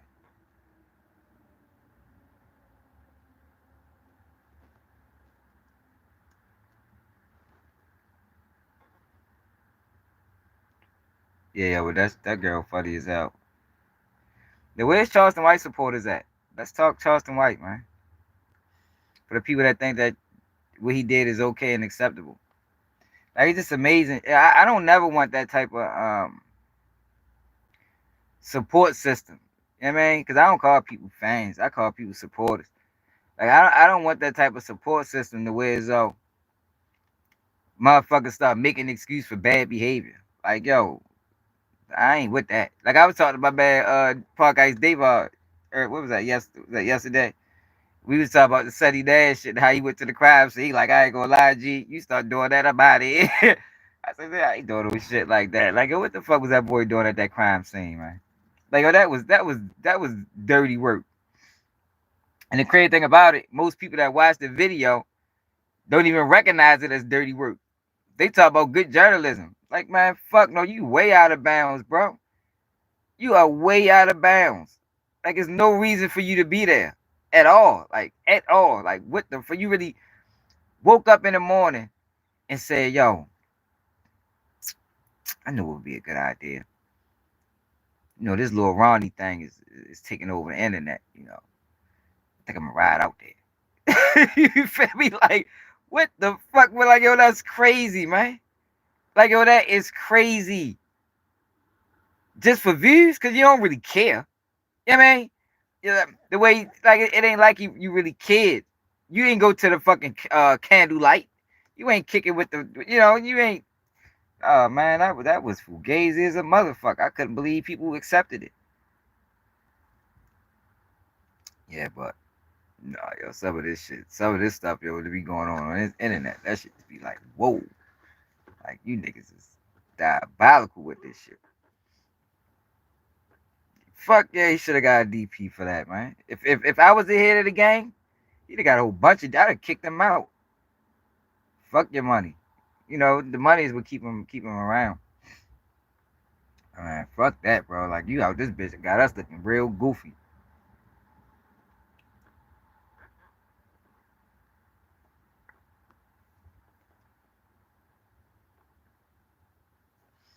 Yeah, I don't know. That was wild, y'all. Like, yo really went to the crime scene. Like, I couldn't believe that shit. That was just like, whoa, like, damn, bro. Like, when my man called me about it, like, yo. Because I don't be watching them niggas for real. Yo, like, yo. Why the nigga Sunny Nash, yo, drove up to Texas, yo, and reenact the whole joint? Like, he basically did a reenactment. It'd have made it more real, though, if he'd have got some niggas to spin on him. Like, so we could have got, you know, he could have really got the message out there, like, everything that happened. You know what I mean? Minus the child. Just go in the parking spot. You feel me? Get some guys to spin around the block. That way we could, like, oh, shit, that was real. Because what else? What was the reason for it? Like, we didn't need a visual. Like it was enough was enough. We seen it on camera. You feel me? Like, we seen it on camera, bro. Like it was no need for you to go there and park at the same air pump. You parked at the same air pump. Walked around like, yeah, he took this route. Like, yo, get the fuck out of here. They should have locked his ass up for that shit. Ain't learned nothing from the old black trial. For real though. Ain't learned nothing from the old. He got kicked out of the whole trial doing that shit. Ain't learned nothing. They gonna see the people that's moving like that. They gonna try to figure out a way to do something about these blog pages, y'all, because they is like overstepping the boundaries. Like it gotta be some type of boundaries. You know, people go to school and 8 years in college and 6 years in college and for journalism and yeah, man, like yo, y'all niggas is going like above and beyond with that shit. Real, no, hey, real, I ain't geeking, real. That was wild, bro. That probably was one of the wildest things I seen on the internet. 2025. Going to the old black trial was wild too. That was 2023. Like this nigga, that's why AK-47 backed up off of him. He see it like, oh shit, this nigga going off the deep end.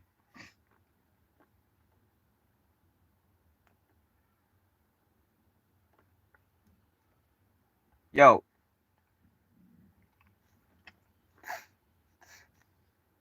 when I first came to the internet, a couple of my homeboys is mad at me, and I don't do half the shit that them other niggas be doing.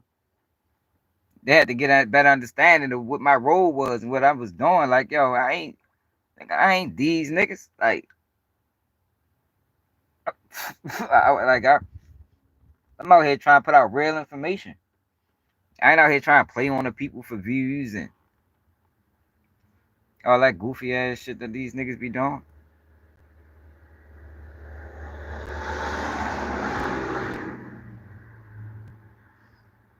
Hey, yo, hey, Andrews, you know the crazy thing about it? D-Boy probably ain't even know that. He probably didn't even know that. I'm intrigued to hear his take on it. That might be the only time I ever watched D-Boy. I tried to watch him, I turned that shit off. He was on Whitey Apparatus. I said, let's see the fuck D-Boy talk about. I think I watched a minute and a half. I said, man, get the fuck out of this nigga. I can't fuck with y'all. He hang with Charleston White. I don't know, y'all. Yo, see, yo, in my city, yo, shit real, man. Like, yo, you gotta be real to survive. Like, yo, all this shit that be going on this internet, yo, it's like, man, what? And that shit get you smoked in my city. At least it used to. When I was coming up, you couldn't do a lot of this shit, man.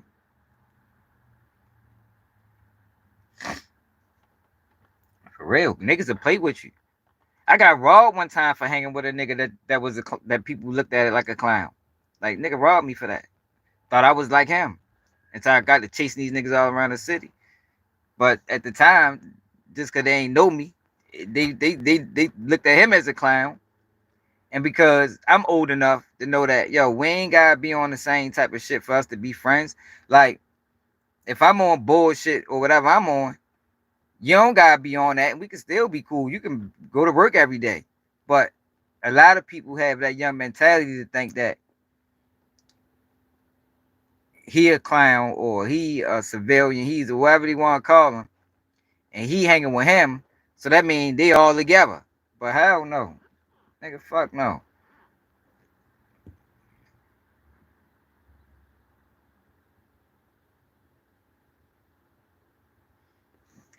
Yeah, but I told you how I get Charleston White. That shit gets sent to me, real.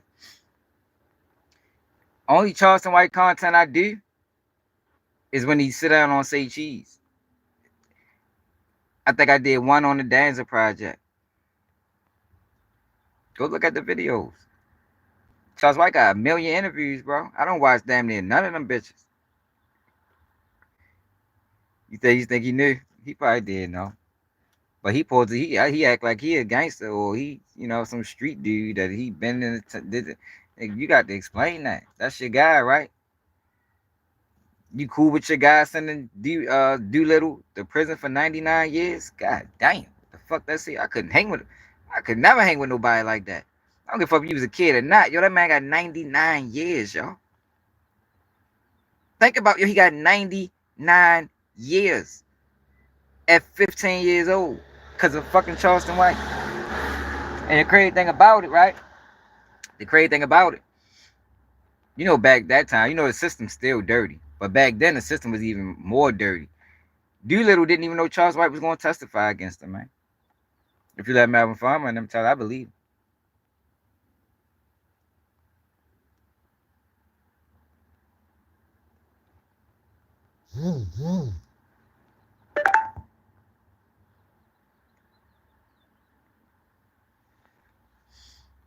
Yeah, but it's different it's different, OC, when you see that man on the stand pointing his rap buddies out. Like, damn, bro, like,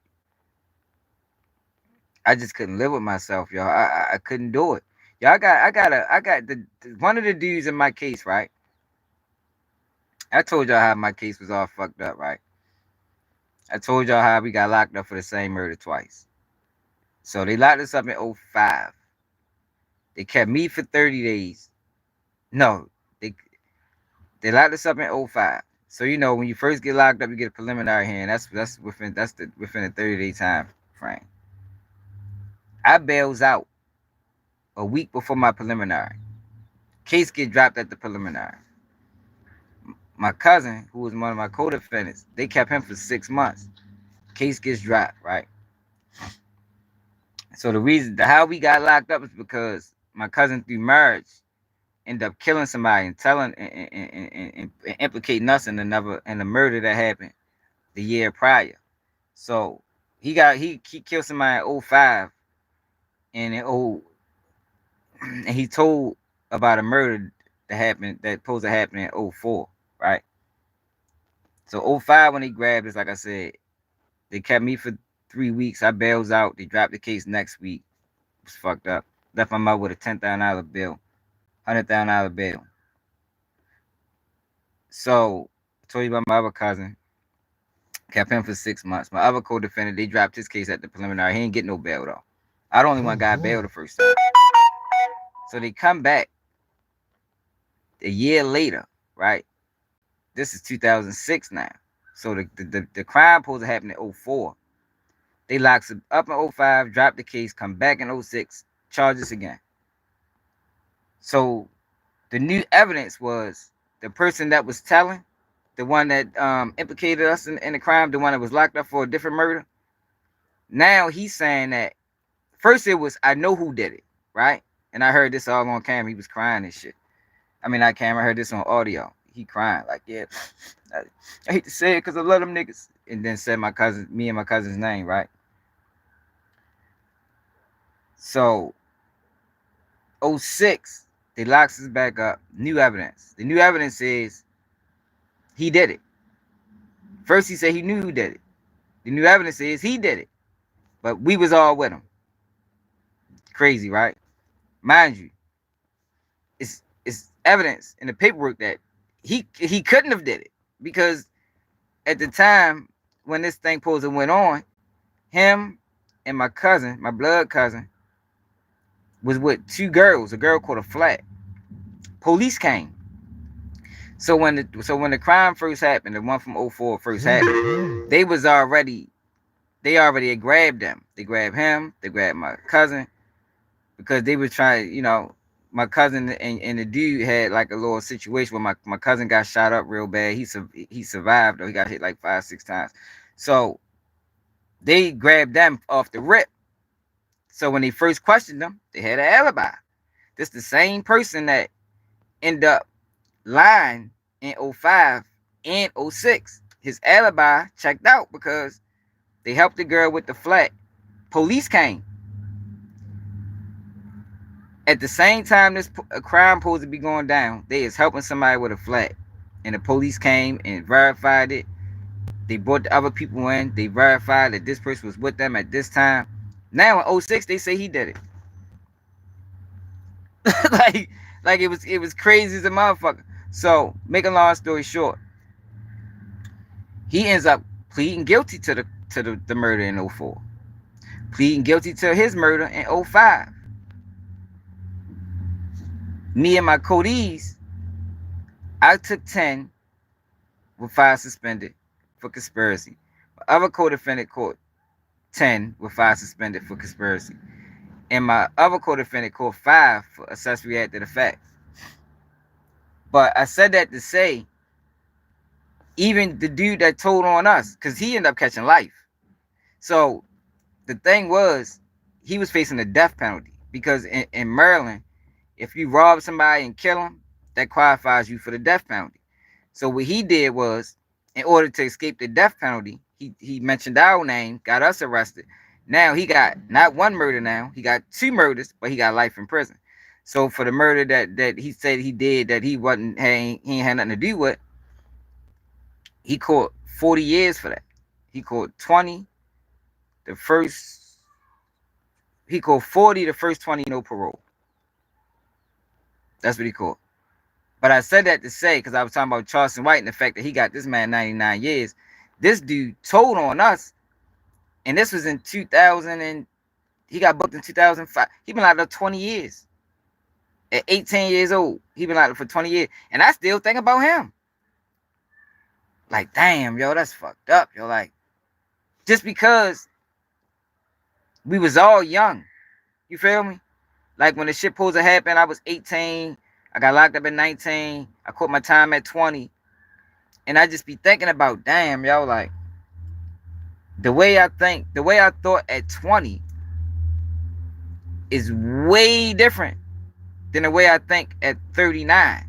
So when you double that back to Charleston White, and the fact that he helped Doolittle get 99 years, yo, I wouldn't be able to live with that. You understand what I'm saying? And this is coming, and I've been told on. You understand? And I think about the person that told on us. So I know I couldn't be able to live with me telling on somebody and them getting night. Yo, that shit was wrong. Yo, I don't know. Yo, man, that shit would fuck me up so bad, yo. I'd be thinking about that shit every day. You know what I mean? Yeah, I would be thinking about that shit every day, yo. Like, oh, this man got 99 years. Then, like I said, yo, been locked up for 20 years. Doolittle been locked up for 30 fucking years, man. 30 years, man.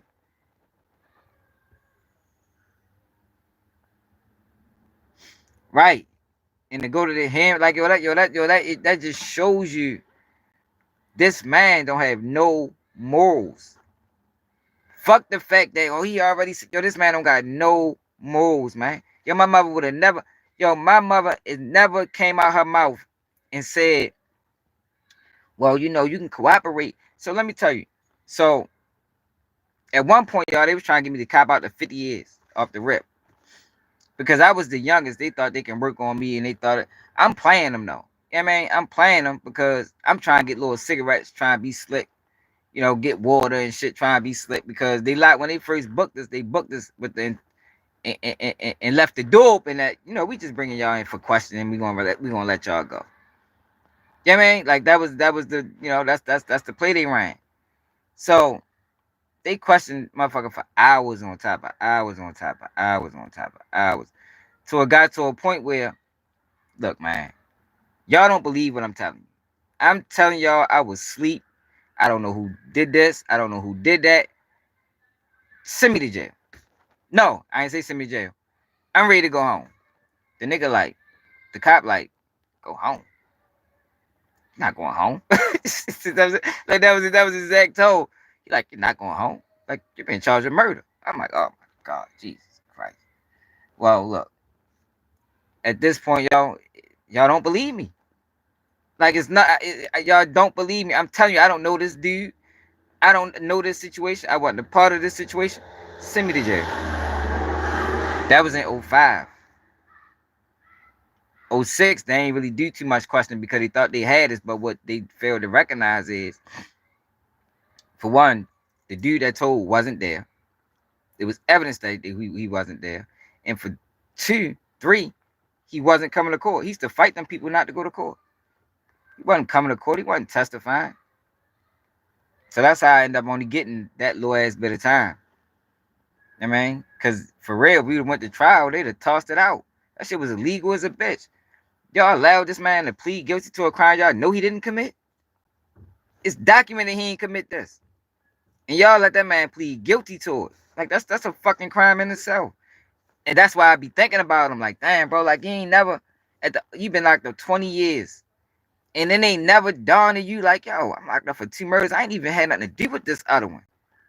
Like, yo, that I would think that would be a way to get back in court. But I don't know what the fuck going through. I ain't talked to him. Like, he ain't my friend or nothing. I ain't got nothing to say to him. I just be like, damn, I don't, how that shit ain't crossed your mind yet after all these years. I mean, I'm sure it had to cross his mind. Like, I would say, well, shit.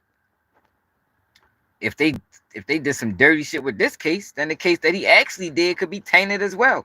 Only problem with that is he got caught driving a person's car. Fuck around, confess to it. Well, he did plead guilty, so I guess he did confess. But okay.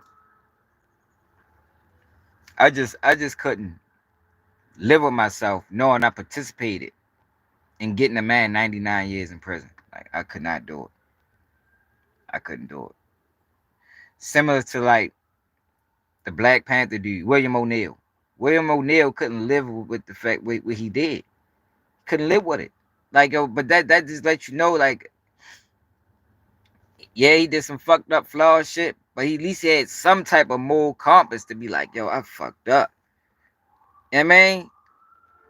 Yeah, he was driving a dead man car, bro. That shit was stupid as fuck. Homicide was like, when I found him, when we looking for the car, we didn't think we was gonna find him in the car. Yo, really, that's what he said. I was like, yeah, that was. I'm thinking to myself, yeah, that was stupid. Fuck you ride around in a dead man car for? They looking for the car. They ain't thinking they gonna find him in the car. He riding the bitch with my little cousin. My little cousin, 13 at the time. But yeah, like William O'Neal. That man tried to kill himself 3 times because because of the backdoor play in the role that he played in Fred Hampton's death. He couldn't deal with it. But Charles White don't have that. So it's like for the people that follows him, it's like, damn, yo, how the fuck is you just overlooking the obvious? Like, how are you overlooking that? It ain't about the streets. Take the street side of it. See, but that's what I be telling y'all. They did a good job. This was a play ran. Wack 100 participated. A lot of people participated in this play that turned the world against the streets. You know what I mean? It turned the black community against the streets. And, you know, for a lot of reasons, the streets need to be turned against. But when it came down to snitching, that ain't about the streets. You know what I mean? Snitching ain't never been about no street code. There was a code of ethics. It was a code of integrity. If whatever you do, if this what you doing, it's rules and guidelines and things you got to stand on. And once you delve into that life, then yo, you are held by that standard. But people don't get that because you got so many people. Right. In slavery, people ain't snitch. That's what I'm saying, yo. Like, but people don't get that because you got so many of these people that's going on these large platforms talking about, I don't give a fuck about no street code. That ain't no street code. It ain't never been no street code. Niggas don't like work rats. Like I always say. The niggas, people don't be friends. The rats at work, they the work. Like, what the fuck you ain't telling that work? It's just about integrity, yo. You get caught with what you do. I'm not going to assist in your arrest. The fuck, I don't want no, the fuck, that ain't my fucking job. Somebody get paid a lot of money for that. Like, do your job, bro. Investigate. Investigate, man. That's your job. Not mine. But they keep saying, well, he was 14. Y'all know a lot of 14-year-old. It's a lot of times your kids 14, 15, and they ain't telling. They ain't doing it. Yo, my family, yo, if I'd have told, yo, I don't even know how my family would view that. Like, I'm talking about like my like my father's side, like the more street side of my family. Like my mother's side, I know my mother wouldn't fuck with it. Cause my mother she ain't never said no shit like that, yo. And this was a situation where we was all blood, we all related, and one of my bloods, he went against the grain. She ain't never say, well, you can no double back. Yo, when I took my deal, right? So one of my co-defendants took a deal. I ain't gonna say no names. And part of his deal was he had to testify on me and my other cousin. Mind you, we all related. I told y'all probably like had to been at least a week before that shit. Like when they first came up with this deal shit. Yo, don't take no deal. Don't take no deal, bro. The case garbage. Yo, they went from 50 years to 20 years to 10 years. Yo, the case is fucking garbage. You know why? Because I talked to the dude that ratted on us. And he told me, yo, I'm not coming to court. I'm not coming to court, bro. I be fighting them people. I'm not coming to court. He was on lockup. He couldn't get off lockup. He was fucking on lockup. He was on admit. So I told my co-defendant. He took the deal anyway. So now it's a situation where we all, like I said, we all family. We all related. So now that's causing a rift in the, you understand what I'm saying? So I wanted to fight this shit. Like I ain't. We copped out a week before trial. I wanted to fight because fuck that. Like they boys, they don't got nothing. You know what I mean? They ain't got nothing. They got this bogus ass witness that wasn't even around, and they fucking they named him the trigger man. Yeah, like it was a wild ass case. So I ended up talking to my mother. My lawyer come and see me, right? My lawyer like, well, yeah, you know, they put this deal on the table. They talking about 10 years with 5 suspended. I'm like, look, man, I ain't trying to take no deals. So I asked him, I said, so what you gonna do? What would you do in this situation? He like, well, look, if they was talking 20 years or 25 years, whatever he said, I would say fight it. He said, if they was talking 15 years, I would think about it, but I still say fight it. He said, man, they talking 5 years, man. I would take that. So even before I took that deal, I had conditions.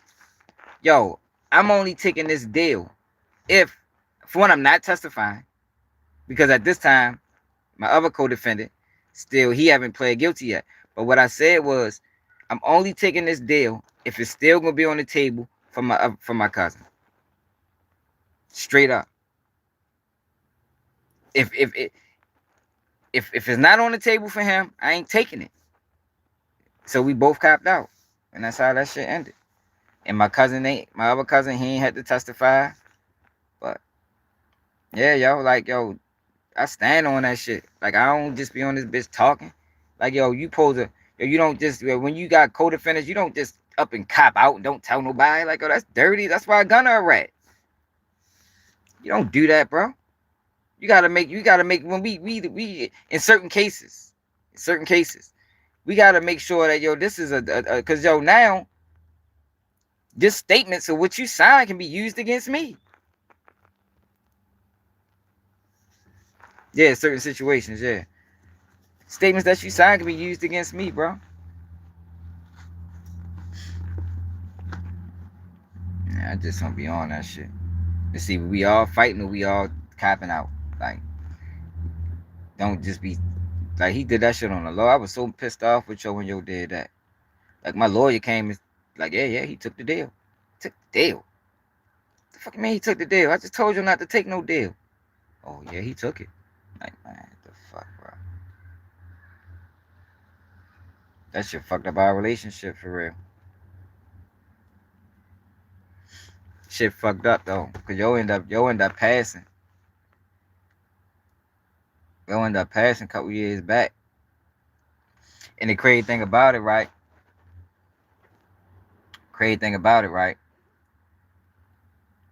Is he ain't had nothing to do with that shit for real. Like far as the whole play, you know what I mean? Yo just happened to be around. He ain't had nothing to do with that shit for real.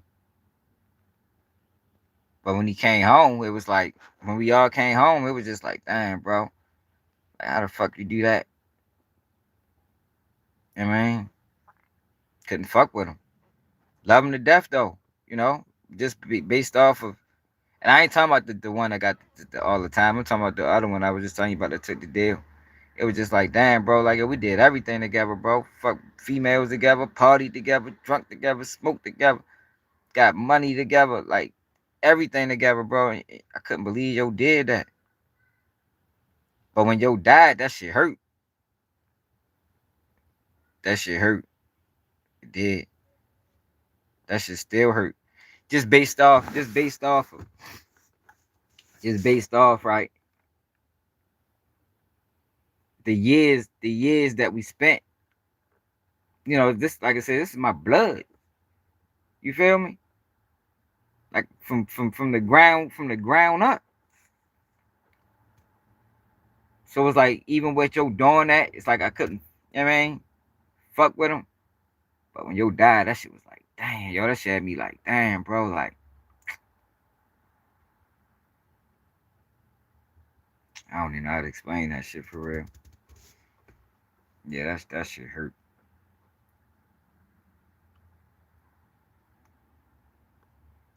You know, because I be looking at it like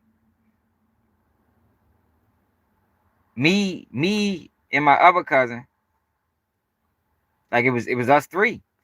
You feel me? And what took him out, I be thinking like, yo, if he was around us, he wouldn't even be doing that shit. You feel me? All that fucking drinking and shit. Like, yo, when I mean, like, what you doing, bro? Like,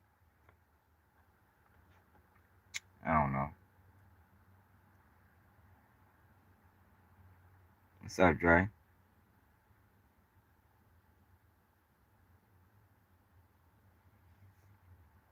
Did I go to the funeral? I went to the funeral. That shit hurt. The crazy thing about it, right? Crazy thing about it, you know, I don't live in Baltimore. So this hurt too. So when I found out he was sick and he was in the hospital,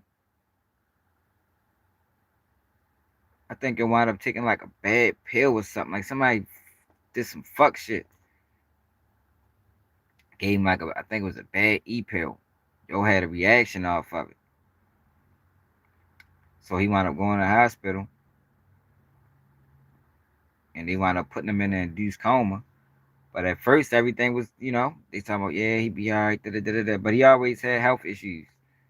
Yo had asthma real bad. And I think the asthma and the way that Joe was living, it went from asthma to congestive heart failure. I didn't know asthma can turn into congestive heart failure.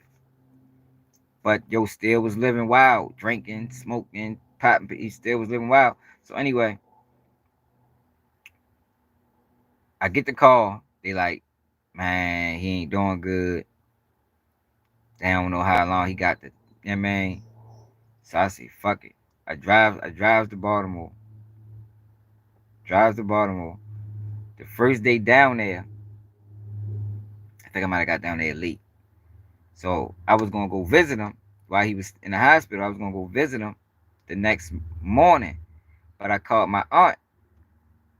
And my aunt like, well, he alright, you know, just we gonna be up here. Like she just made it sound like I had time. Yo, why I get to the hospital, y'all? I get to the hospital. Yo, why Joe died right before I walked in that bitch? I was like, yo, what the fuck?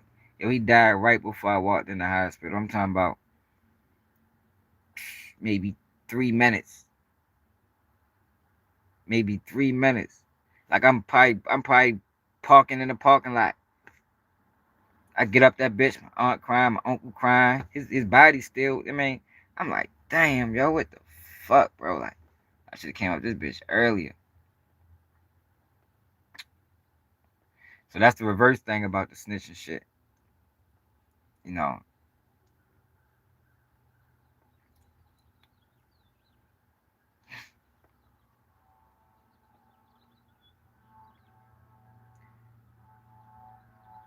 Yeah, man, that shit wasn't no joke. Like, that was a wild time. That wasn't too. That was probably like maybe 2 years ago. Like I said, we stopped fucking like at the prison time. We came home, so we got locked up in 06. Came home 09. So you figure from 09 until he died in 2023. So I'm fucking with him.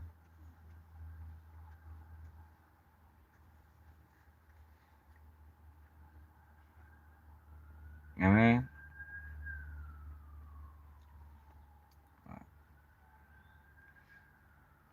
Yeah, but I said that, you know, 'cause we talking about Charleston White. You know, like, I just couldn't live with get my homeboy 99 years, man.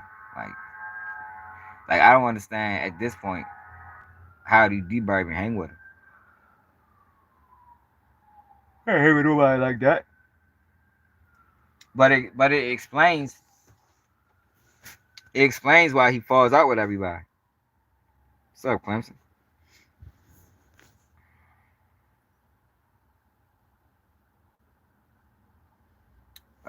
I mean, that's all I was talking about, yo, with that shit, yo. Like, I mean, other than the fact that shit fucking around had me in tears over this bitch. Like, that shit hurt, though, yo. Like,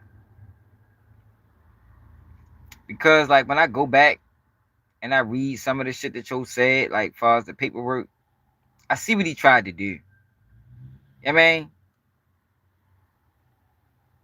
I see what he tried to do. So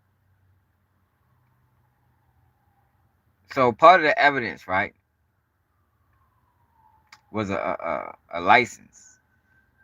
Your license was found, but it wasn't on the scene though. But how they wrote it up? They wrote it up like, yeah, the license was found on the scene. So they made the evidence seem stronger than what it really was. When you look at the picture that the police, I think I showed it before. When you look at the picture that the police illustrated everything and where they found this at, like, yo, that fucking license was so far fucking down the street. And the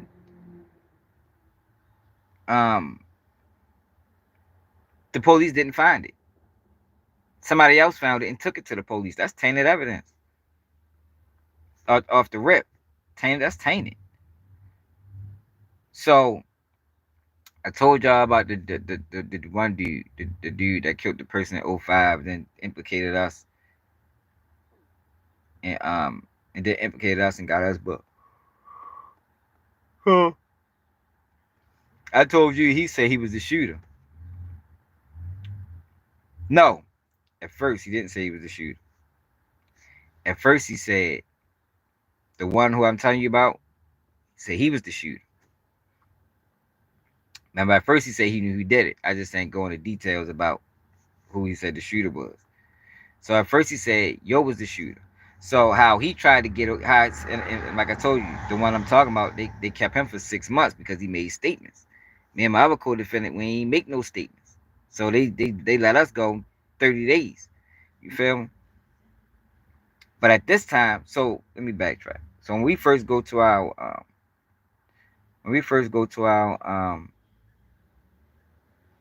bond hearing, you know, you first get booked, you go to the bond hearing.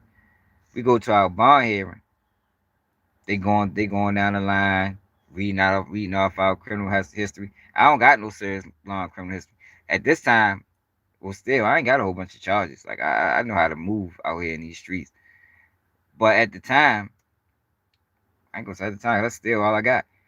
Other than this murder shit that's on my record, all I got is a gun charge on stat. Possession of marijuana, gun charge on stat. Right?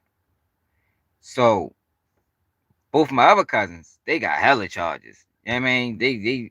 That's why they got no bails. And that's why I got $100,000 bail. So, at that hearing, they running down all our names.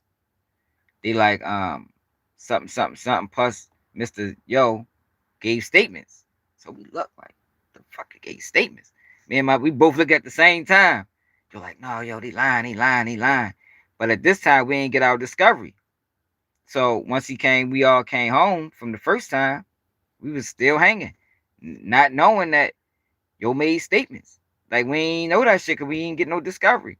I didn't learn this until we the next time we got locked up and we started getting close to the trial and it was then I finally get home and I see my fucking paper and I'm like, oh shit, yo did hella.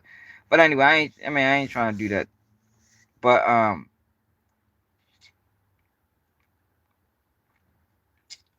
so what he tried to do was, and I see this from the paperwork. So when a dude Alvin in 05 told, he said he know who did it. He said yo was the shooter. Now in 06, he's saying he was the shooter. But the one that I'm talking about, that my blood cousin that I'm talking about, the one I said passed, he said yo was the shooter. And me and my other cousin was there. Mind you, yo wasn't there. So it was like Alvin tried to put the murder on yo. He putting the murder on Alvin. But both of them is saying we was there. So once Alvin said, all right, I did do it. Now we can go arrest him. Because now it validates your statements. You get what I'm saying?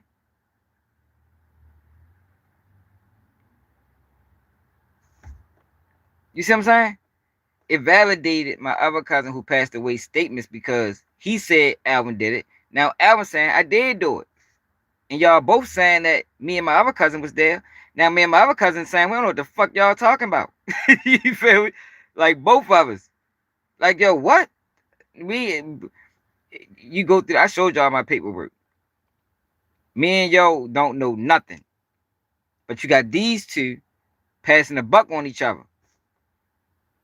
But they both gave multiple statements. And it wasn't no physical evidence. All they had on me was phone records. So the theory was right. I told y'all that my little cousin got shot up. They say dude supposed to have something to do with it. So the whole thing was about retaliation, right? My little cousin got shot in 2003. Dude died in 2004. And the theory was based off the nigga Alvin was we was gonna set him up to buy some weed and then it was all a play. Basically, it was a setup from the whole time. Like I never knew the whole weed shit was a ploy just to yeah.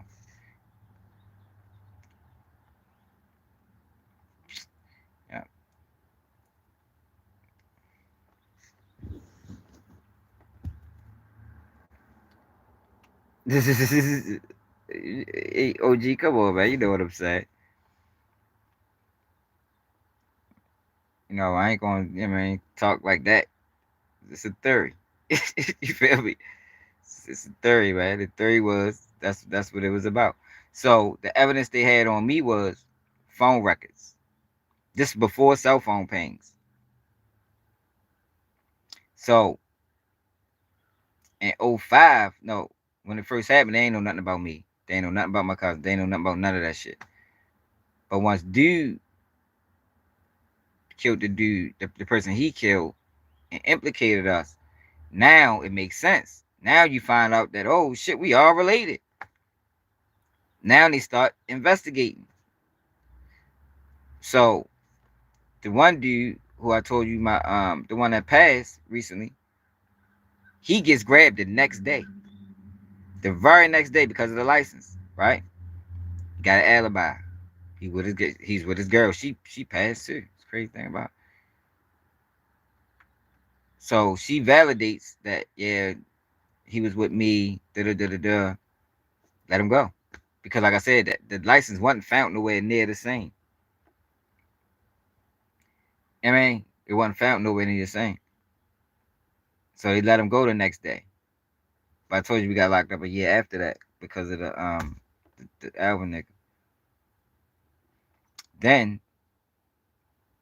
after the next time they're not together no more. Now her statements changed. You know how she held it down as long as they was together. The minute they separated, they put the press on her. Now all of a sudden, yeah, me and my other cousin went up there. We went to go grab a gun. Well, no, she didn't say that. She didn't say that. My bad. She didn't say that.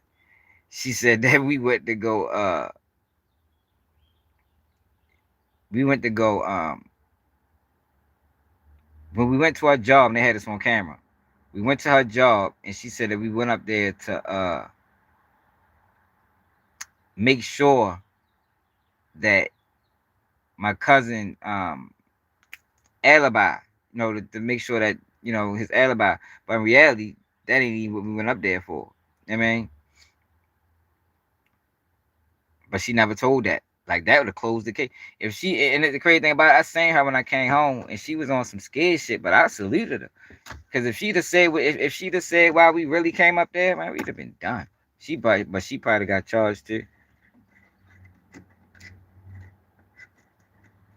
So she held that shit down. Rest in peace to her, man. She thought I had issues, but I really didn't. She really could have slammed the door on us. Even though she changed her statements, she ain't never tell the truth. Girl, she'd have told the truth, we'd been done.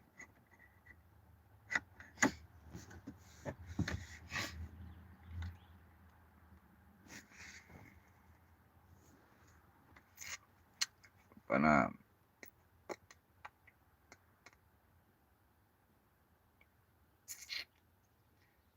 don't know, man. That hit me crazy. But that's why I am how I am now, man. Like I learned a lot through that situation, man. From seeing all them, from me being young and facing all that time, and seeing other young boys get locked up and get sentenced all that time. I'd be like, yo, wow, yo, like yo, they gotta get them boys another chance.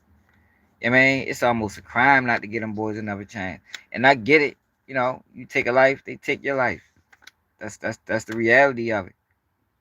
But it's like, yo, when you commit a crime at such an early age, yo, it just be like, yo, that shit just don't be sitting right with me. Based off of what I know and what I've been through and how I see the world now as opposed to how I seen it back then.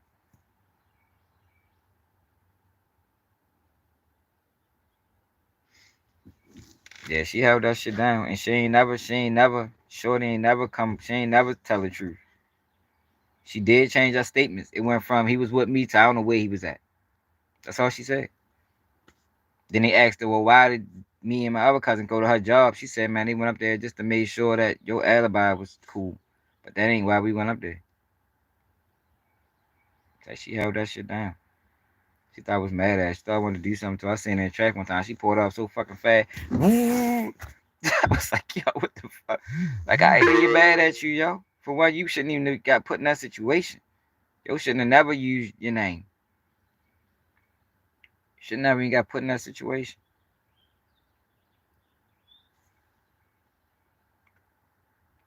Wasn't mad at her. Then I seen another time at a cookout. She got out of there again. Then she wound up dying from cancer or something a couple years ago.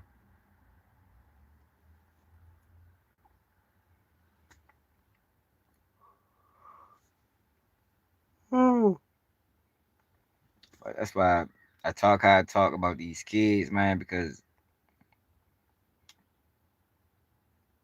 that shit, it's like, yo, at the, you lock somebody up at 20, at a teenage years, yo, by the time they get 35, yo, they're not even the same person no more, man. They ain't the same person no more. Like, you ain't locking up that same kid that committed that crime. That man mind and elevated probably way past that. But everybody don't get second chances. That's why when you get them, that's why it's crazy Charleston White acting like this. It's like, damn, bro, like, you really, that's how you rocking? You got a second chance at life. And you sent people over and you out this bitch cocky as a motherfucker. Like, man, you crazy as a motherfucker, boy.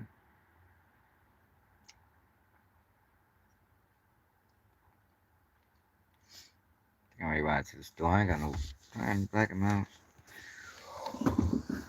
Yeah.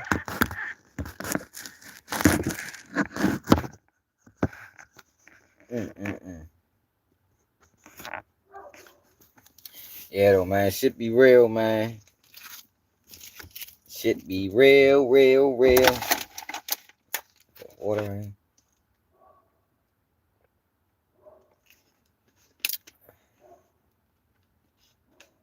Man, suit the big women, man. Ain't nothing wrong with big women.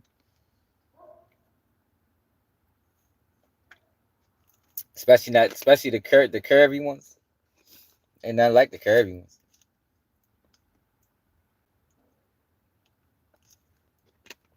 Now the ones that's built like a motherfucking bowling ball, I don't know. But the ones that got curves, they ain't bad. You know what's the difference, right? You got the big ones, then you got the ones that's built like a motherfucking, like this basketball right here. Got the ones built like a basketball, and then you got the curvy ones.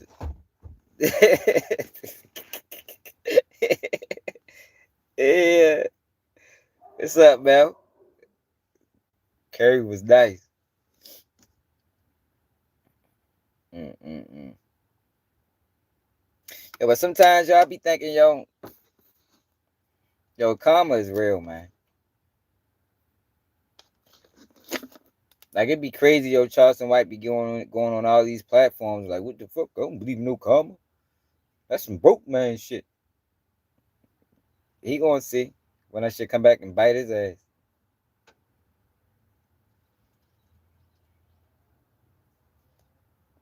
That's why I be attributing that shit to a lot of the things I go through. Cause right now in life, I ain't selling no drugs. I ain't doing nothing wrong. I ain't bothering nobody. But it's like, it was shit still happen. Like, wild, crazy shit. Like, god damn. I be thinking like, man, I know I done did some fucked up things to people. I had some fucked up things done to me too, though. Like, shit, I done been the victim and the suspect. You feel me? Like, shit real, man. Like, you ain't gonna make it out some of these areas without being a victim. Ain't nobody this bitch undefeated.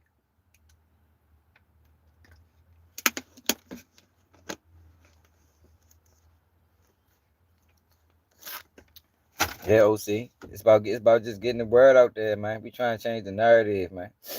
Cause I look at it, when you obligated. Like, when you like, like, who would I be, right? I done been through so much shit to not, and then it's like, but you see what's going on in the world. You see what's going on with the kids. Like, how you like, and you went through some of this shit. So you just not gonna give them game. You ain't gonna tell them nothing. You just gonna watch them make the same mistakes. Man, I can't do that. That's bogus. Nah, fuck no. I don't want you to make them mistakes. That's why I be telling y'all, like I told Shorty, like, chasing the street life just put you behind, bro. That's all it do is put you behind in life. That's all it does. I don't give a fuck how many runs you have. Them runs in. And you be right back, and you be right back to square one. Trying to figure out another way out. And then it get to a point like how in my life, like how I am now, where you get to a certain age and that shit is done for. Like, God ain't letting it happen. You feel me? Like, I don't give a fuck. You might have a run. That bitch might last for 3 weeks. Next thing you know, the person you using or the people you using, they go to jail with some old wild shit. Motherfucker go to rehab or something. Yeah, man, fuck up everything. Like, God, they would have went to rehab. And you can't be mad at them for trying to get their life right. But it just shows you that, this route, this avenue that you used to have, that shit done. that avenue is over for you, buddy. That's why I ain't selling no drug. All I do is YouTube. And that shit don't pay like it need to pay, but if I keep at it, it will. I'd rather do that than go out this bitch and end up in prison. You know what I mean? Because I know how to make some money. Better believe that. I can go out this bitch and yeah. Like, but at what cost? You know what I mean? Like, that's the thing with these young kids. They don't understand. Like, when you young, you ain't got no responsibilities. You living for yourself. But once you get older, you got people that depend on you, bro. So you go out here and crash out, yo, that shit gonna crush them. It ain't worth it. It ain't worth it. You go out this bitch and end up getting sent over. Next thing you know, shit. With the charge I got on with that shit, man, they gonna be trying to give me so much fucking time. 15, 20, just because when you get away from them, that's how they do you. Like when you have an opportunity. That's why the shit with Charleston White so crass. That's how you know he informant. Because you got away from them people. You caught a break. And when you catch a break from them people, you better not let them people catch you again. Better not. Why should they try to do the Boosie?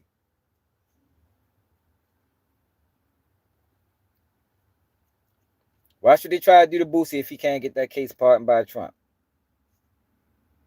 They're going to be talking about 10.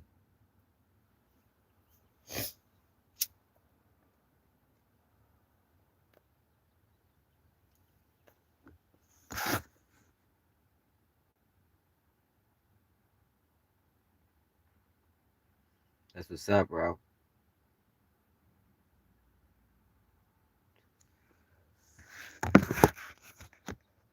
Shit, what you mean? They ain't had to give him that deal. They ain't had to do that. Those deals are optional. I mean, that shit not par for the course. They could have said, fuck you, Charleston. We're gonna make you fight this shit.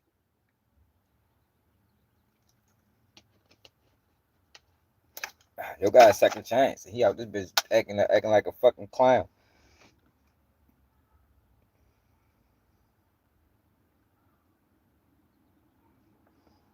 What? He disappeared? What the fuck, Max? We gotta get into that later on tonight. What's up, Porters? He said he disappeared following a police chase. The fuck did he disappear? They probably killed that boy, man.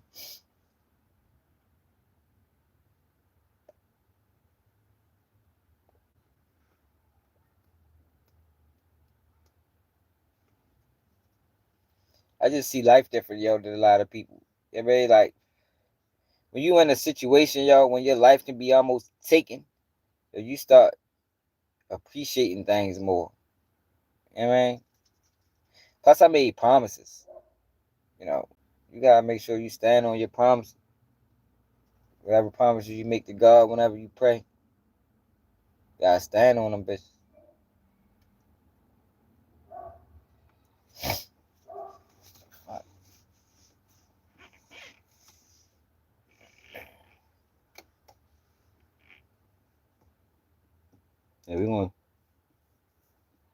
Yeah, we're gonna look into that. Naya Raymond. They said he disappeared. Wow. That's crazy. They probably gonna find him somewhere far as a bitch. She probably gonna find him in Maryland somewhere.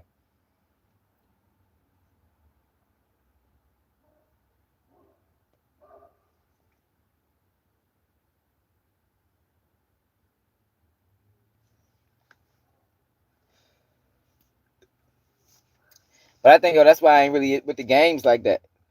Yeah, you definitely got E-Boogie. Definitely gotta keep your promises. Like, yo, shit real, man. Like, I don't be knowing what other people live showed them. Yo, but life showed me shit real. Like, them people won't play with you. They will take your shit. Like I told you. They was trying to get me signed a deal for 20 years. I said, man, fuck no. Take no fucking 20 years. You crazy. Better sentence me to that. Like, I'm not copping out the 20 years. But how they presented to you is no more than 20. Like, come on, y'all. I know y'all gonna give me the max.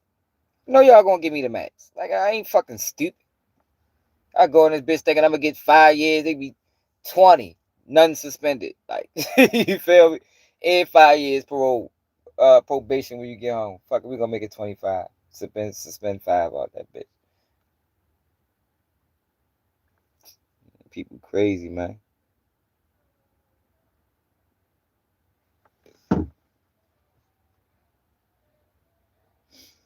Yeah, Damon. It ain't even just love. See, that's the thing when it come down to yo. It ain't the love for him. It's the understanding of. I know how he grew up. Shorty grew up fucked up. He grew up fucked up. Decision making was always off. Like I known him since he was probably 13. Like I said, I told he's my cousin through marriage. And it just be like, damn, bro, like yo ain't have a chance for real.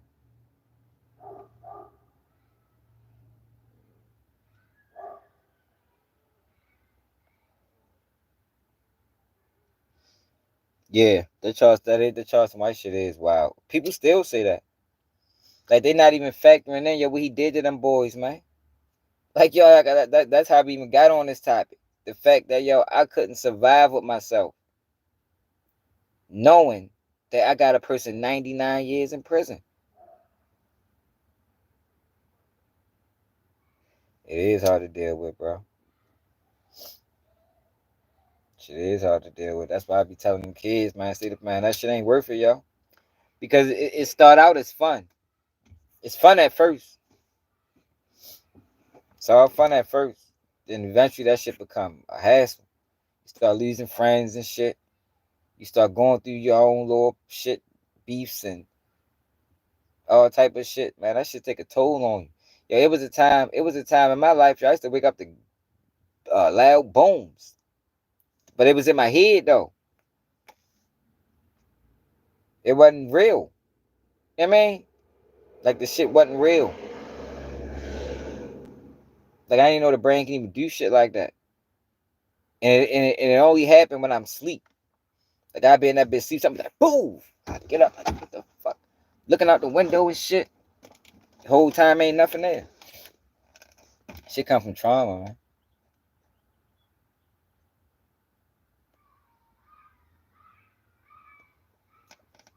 I looked it up before.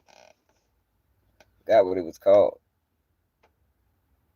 Cause it took me a while to realize that it wasn't real. Like I thought it was real for years. And one day I'm like, let me look into this shit. Like what the fuck this shit keep happening? Cause it only happened when I'm asleep. Like it haven't happened in a long time. But I'm like, let me look into this shit. So it should come from stress and trauma and shit like that.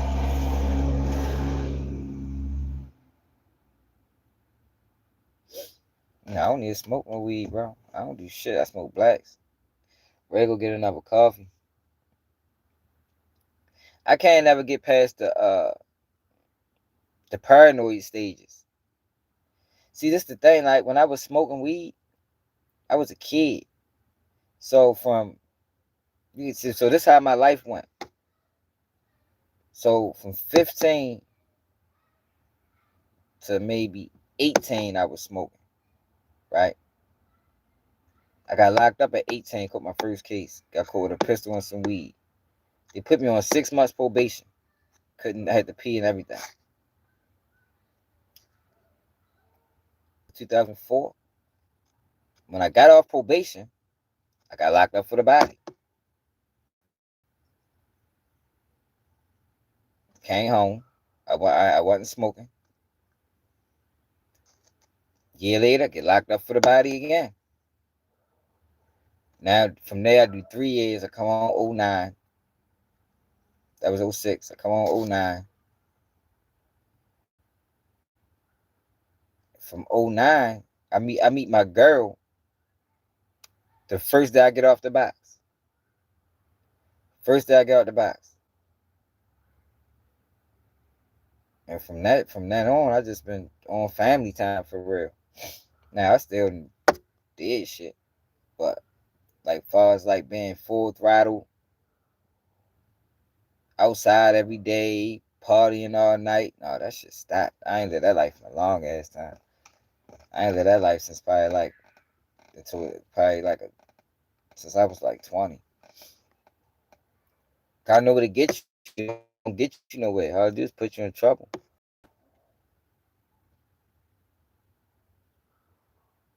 Yeah. Yeah, that's what I'm saying. That's exactly OC. I know we're going out get you. We done had fights at the club.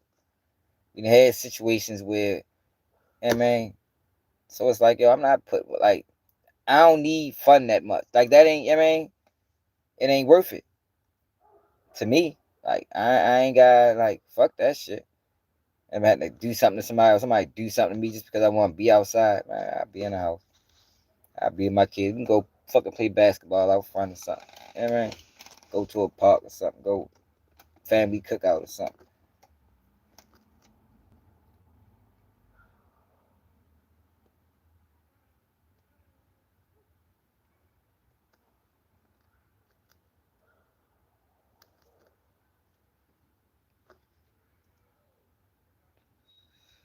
Hell no.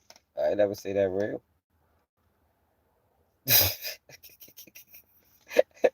Just told you I did shit. I ain't gonna put a motherfucking time stamp on it, but hell no. But far as the way I was living my life back then, like full throttle in the, you know what I mean? And how I did things post coming home was totally different. It was totally different.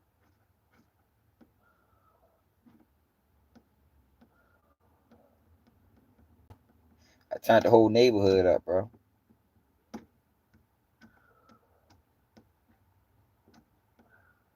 Before.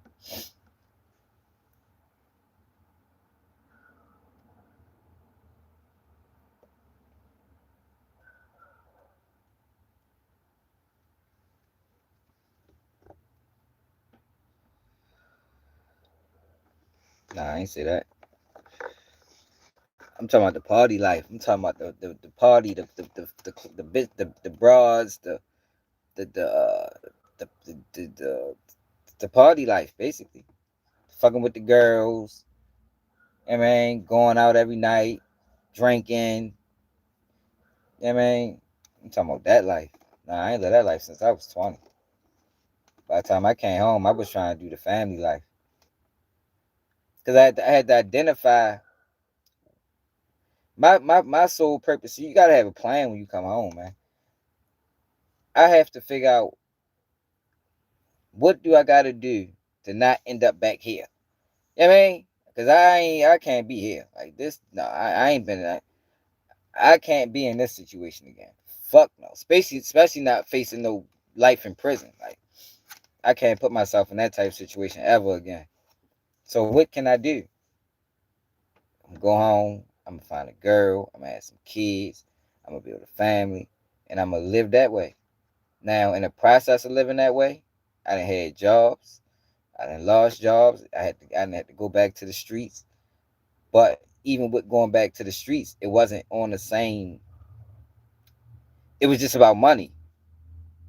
It was more about money than it was the whole experience, the whole lifestyle, the fucking with different females, the going out. It wasn't that.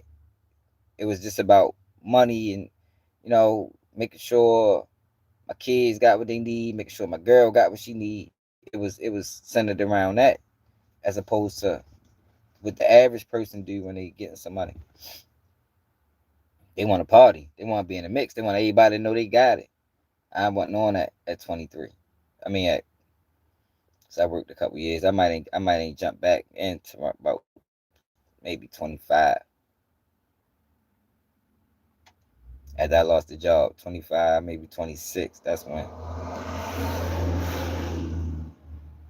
got back in the mix.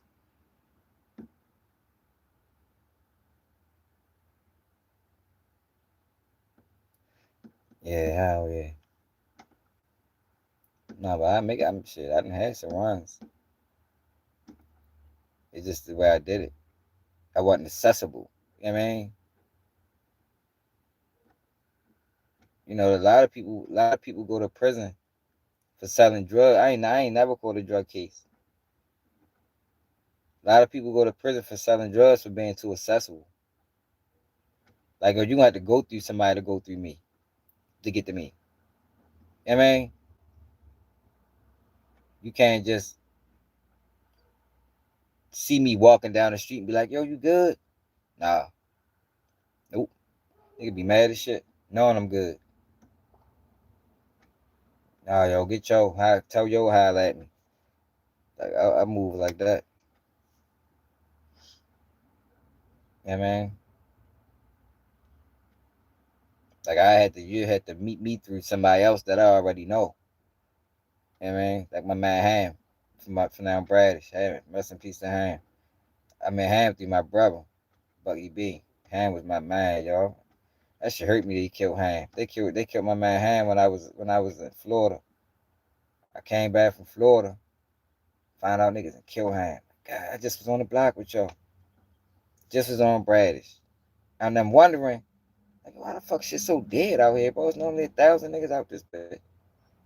But somebody just got killed around the corner. He said it was that. I think they was lining them up the whole time because they was leaving him out there by himself. He was never out there by himself.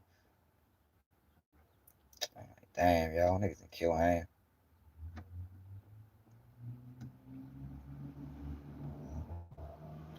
Crazy. Nah, real. Not no 5 years max, yo. Nah, bro. This shit still happen, bro. I'm just, you trying to make me. I ain't really trying to tell on myself.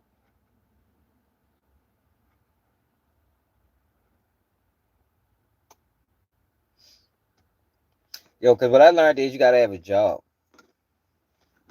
So the last run I had, I worked too, but I was making buku money off of the other shit that I was doing. But what I learned with that hustling shit is you gotta have a job because the job keeps you, it keeps your day organized. I mean, like I was telling my man, he watching now. Like yo, when you out that bitch and that's all you doing, cause you can't control outside. Can't control outside. You got to take outside how it come, and that's not. You gonna go to jail like that. You got to have some level of control of your environment. So when you working, let's say you working from 9 to 5, you know that's your schedule every day, 9 to 5.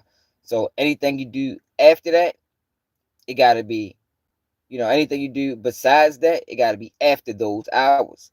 So you can kind of dictate your day. You might have a play. All right, look, get off at 5. I'm gonna get to you by 6. You feel me? I'm gonna get to you by whatever. By 9 o'clock, I'm back in the house. I done made $500. Just to throw a number out there. That's good. $500 a day. If I do that shit for fucking 10 years, shit, I ain't never gotta worry about going to prison because I ain't accessible. That's what people gotta understand. You gotta have a job, man. You gotta have something on the books. Because when you don't got nothing on the books, you can't even do nothing with your money. You gotta put shit in other people's name and like, man, that shit too much.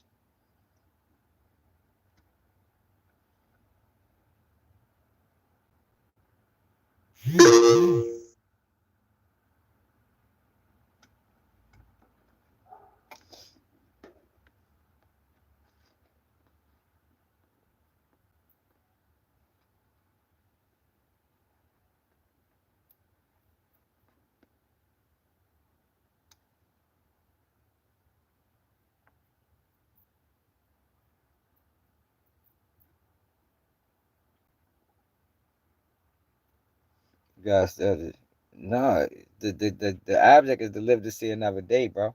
But the average street person don't look at it like that. So the average person in the streets looking at it like, man, I gotta make as much money as I can make.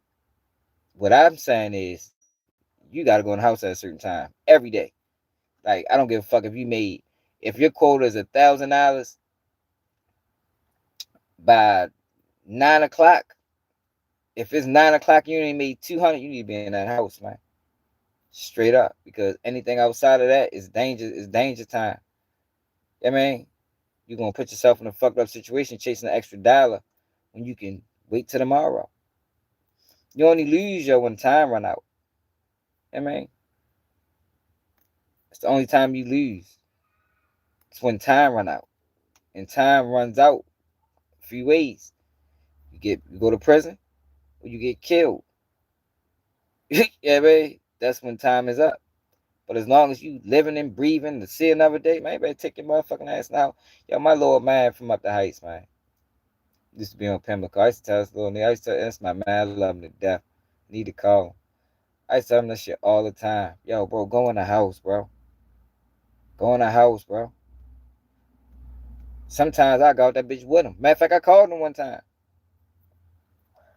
I call, yo, it be 10 o'clock at night. Yo, what you doing? I'm out on the block. Nigga, out on the block. Who you out there with? Shit, nobody. Oh, God. Yo, I'm ready to pull up, yo. I'm ready to get you in this motherfucking house. Yo, that bitch cold as a bitch. Me and yo, I ain't selling nothing. I'm just out here because this my man, and I want to make sure he making it in the house straight. Like, these are all facts, man. People can vouch. You know what I mean? I don't want nothing that we going in together. That way I know we everybody made it. That way I don't gotta go to sleep and get a phone call in the middle of the night. You know they just killed Joe. Like, I hate them phone calls. I don't even like middle of the night phone. Don't call me at 3 o'clock in the morning, bro. Like, wait, don't do that shit. And don't call me real early either. You got to call me around like 12. Like, I got PTI. I be telling my girl that shit. Like, yo, I need to know where you at. You know what I mean? Like, yo, for real. Like, yo, like, this shit ain't no joke. And it ain't your fault. Shit, I done been through some shit. Shit don't be right. So I need to know so I can sleep comfortable at night. Where the fuck you at? Let me get my way ride to the store. Because I don't like them middle of the night phone calls. Them middle of the night phone calls ain't never right. Ain't never right. It's always some old wild shit. Yeah, yo, you know they killed Joe. You know yo died down the club. You know they found Joe over here. Like, God damn. That's the thing, yo. A lot of people don't understand that shit. Like, real, man.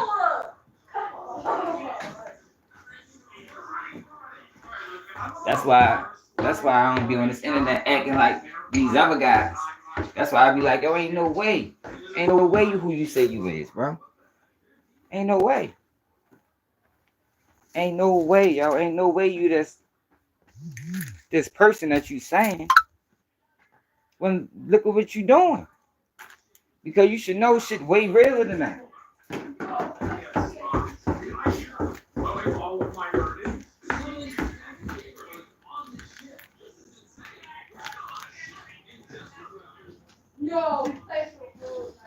Yeah, you're right, OC. You know how long it took me to realize that, bro? That you had to have good credit and pay stubs. It took me so many years to realize that shit, man. But you think as long as you got money, you straight. Got a couple thousand, 10, 15,000, whatever thousand you got, 30, 40,000. You think you good. But you realize some of these places don't even want your money. You feel me? Like, your money can't even get you in these doors. You gotta have credit. I wouldn't be able to own this house or buy this house without getting my credit right first. This motherfucker 200-something thousand, 250,000. Shit, I ain't had that in cash, but I can get the 12. You know what I mean? I can get the 12 with my credit score.